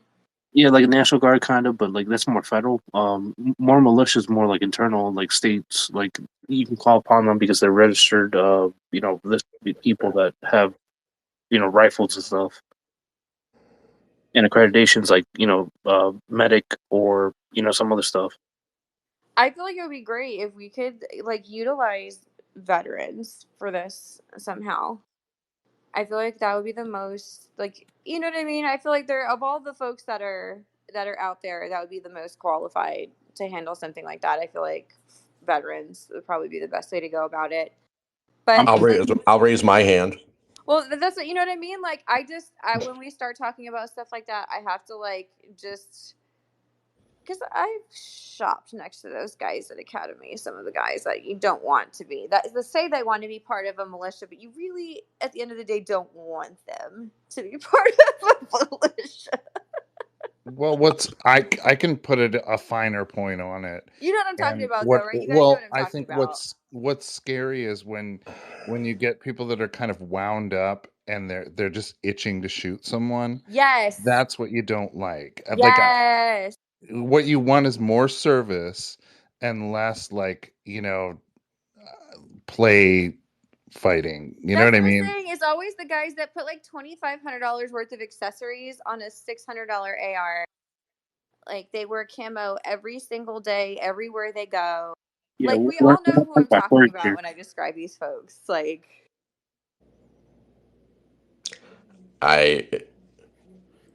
No. I'll put my hand up for, if there's a rebellion that needs to happen because of AMC and all that stuff, because the government screwed us over, yeah, I will gladly vote on being one of them people that can go ahead and coordinate that. I know that, with military training and all that other stuff, I probably also have Master Sergeant. That's down below. Thank you, Master Sergeant. Um, yeah, but yeah. I mean, That's the only thing that scares me.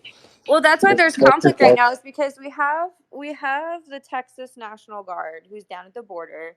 Like yeah, they are militia. technically the National Guard, but they're all from the state. They're all from Texas. Yeah, We've got our units that are here. yeah. Texas has its own militia. Yeah, so it's it's a concept that most states don't take on, but Texas has. And it's just military guys are off duty guys that actually have registered guns and stuff, and they're not any of these January 6th or any of these weekend warriors. They're kind of like military service members that are retired or whatever it is that put their time in. I would feel most comfortable if we had folks that had prior military experience doing that sort of thing. That's just me, though.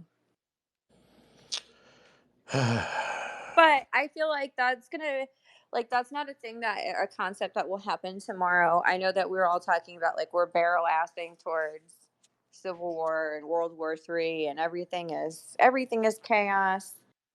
I just yeah, I feel like Want there's to get gonna paid? be they gotta let Texas do their thing, man. They need to just step aside and let Texas do it, because otherwise, like I really feel like we haven't seen the last of like what's happening with and I hate to keep harping on it, but where that mall shooting came out of a fledgling terrorist cell organization, very loosely organized, mostly just screaming into the live stream on the internet, like. But when there's more of them here and they have time to organize, it seems like we're starting to see an escalation in like terrorist type activity. Like, and a lot of people don't know because like the news really did try to, and I can understand why to a certain degree. I can understand why. um in early 2023, Dallas got hit with malware, and it completely took DPD offline. Like we had the Dallas had no 911 service for over a week. Think about that for a second. Wow, for a week? It was over a week. And you guys, this is Googleable information. They definitely did not want to highlight that on the fucking news, because every criminal on the face of the planet would have shown up for Dallas. It would have turned Dallas into Gotham City. Dallas was a breath away from becoming Gotham City last year, you guys. Gotham City is Chicago, by the way. You know what I mean? Like it's happening in major cities, but like to not have 911 service for over a week because malware was in the system, and they had to shut everything down to isolate it and get rid of it. I mean, but that's a whole week where if you had a heart attack, if you got robbed, if you had something violent happen, if something caught on fire, there's nobody for you to call. Guy, what were you gonna say? Oh, that's super interesting, and I don't know why I didn't know that. So, did they maintain sort of command and control as a dispatch function, at least internally? Like, did they have radio contact, or I mean, they was could. their entire dispatch center completely disabled? Nearly everything had to be taken offline just to isolate, because the where the malware ended up was, like, I guess, so deep in their servers that they had to just shut everything was offline. Like, they had radio, like, between each other, like they had radio, obviously, because it's like uh it's a different, but their computer systems were completely offline. So they had radio, just not like access to any of their computer systems. Interesting. Back in the day, the console I operated still did run off a PC in our dispatch center. So, but I'm not sure if it was dependent on networking to do that. Oh, well, it certainly networked out to towers. And interesting. I'm going to look into that. That's fascinating. Yeah, and so they were trying to basically, like, not, they definitely intentionally suppressed that story for safety reasons. So that happened basically right under everybody's noses. And unless, like, the reason that I even knew about it is because at the time, my realtor's husband was a Dallas police officer, and so that's how I even knew about it, because they definitely did not want to put that, they didn't want to blast that information out. The fact that there was no ability to call a police officer in Dallas County for over a week. And so, but I've been tracking all of these different cyber attacks.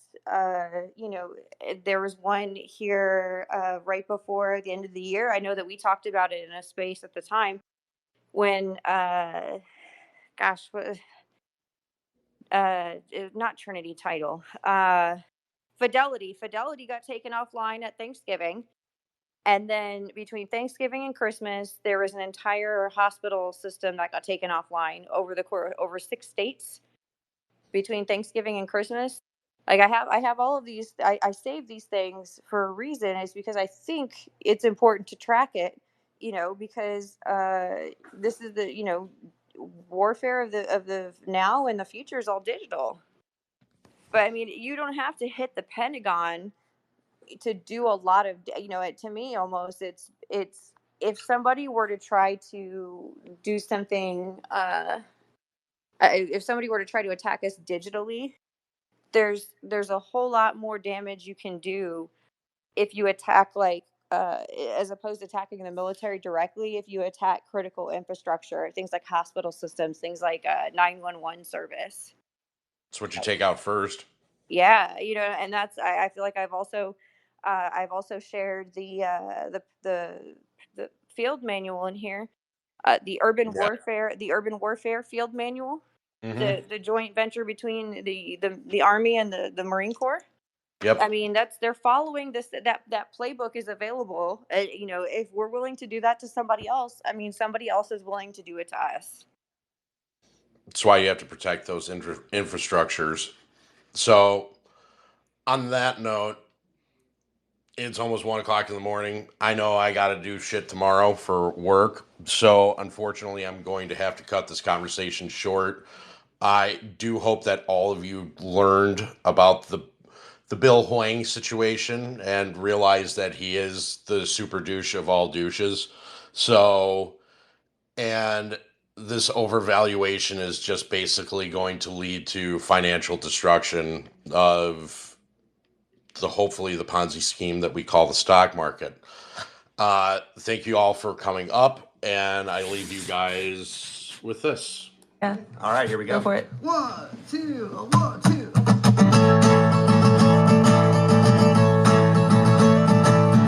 I'm on a mission to see what's been missing.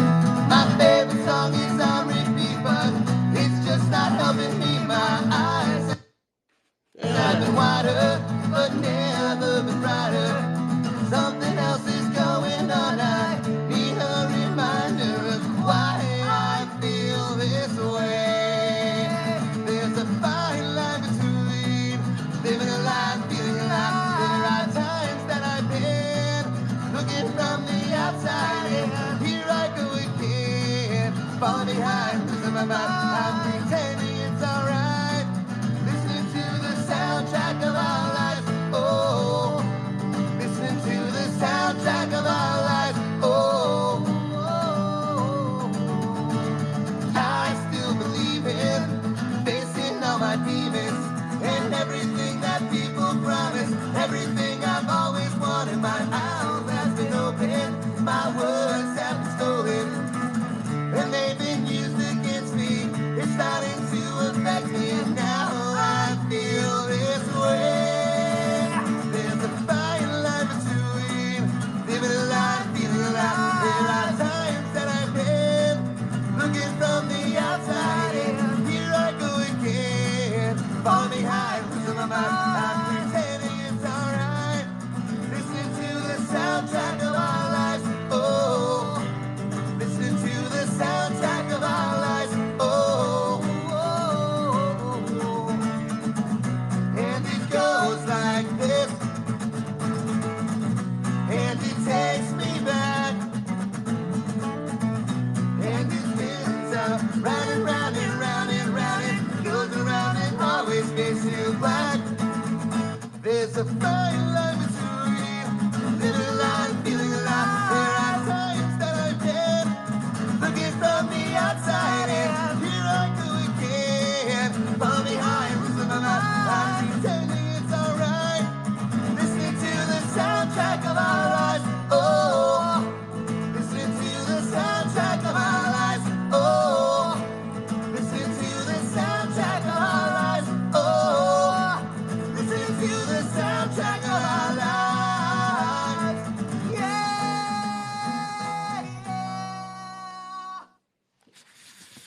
You guys have a wonderful night, and I'll talk to you soon.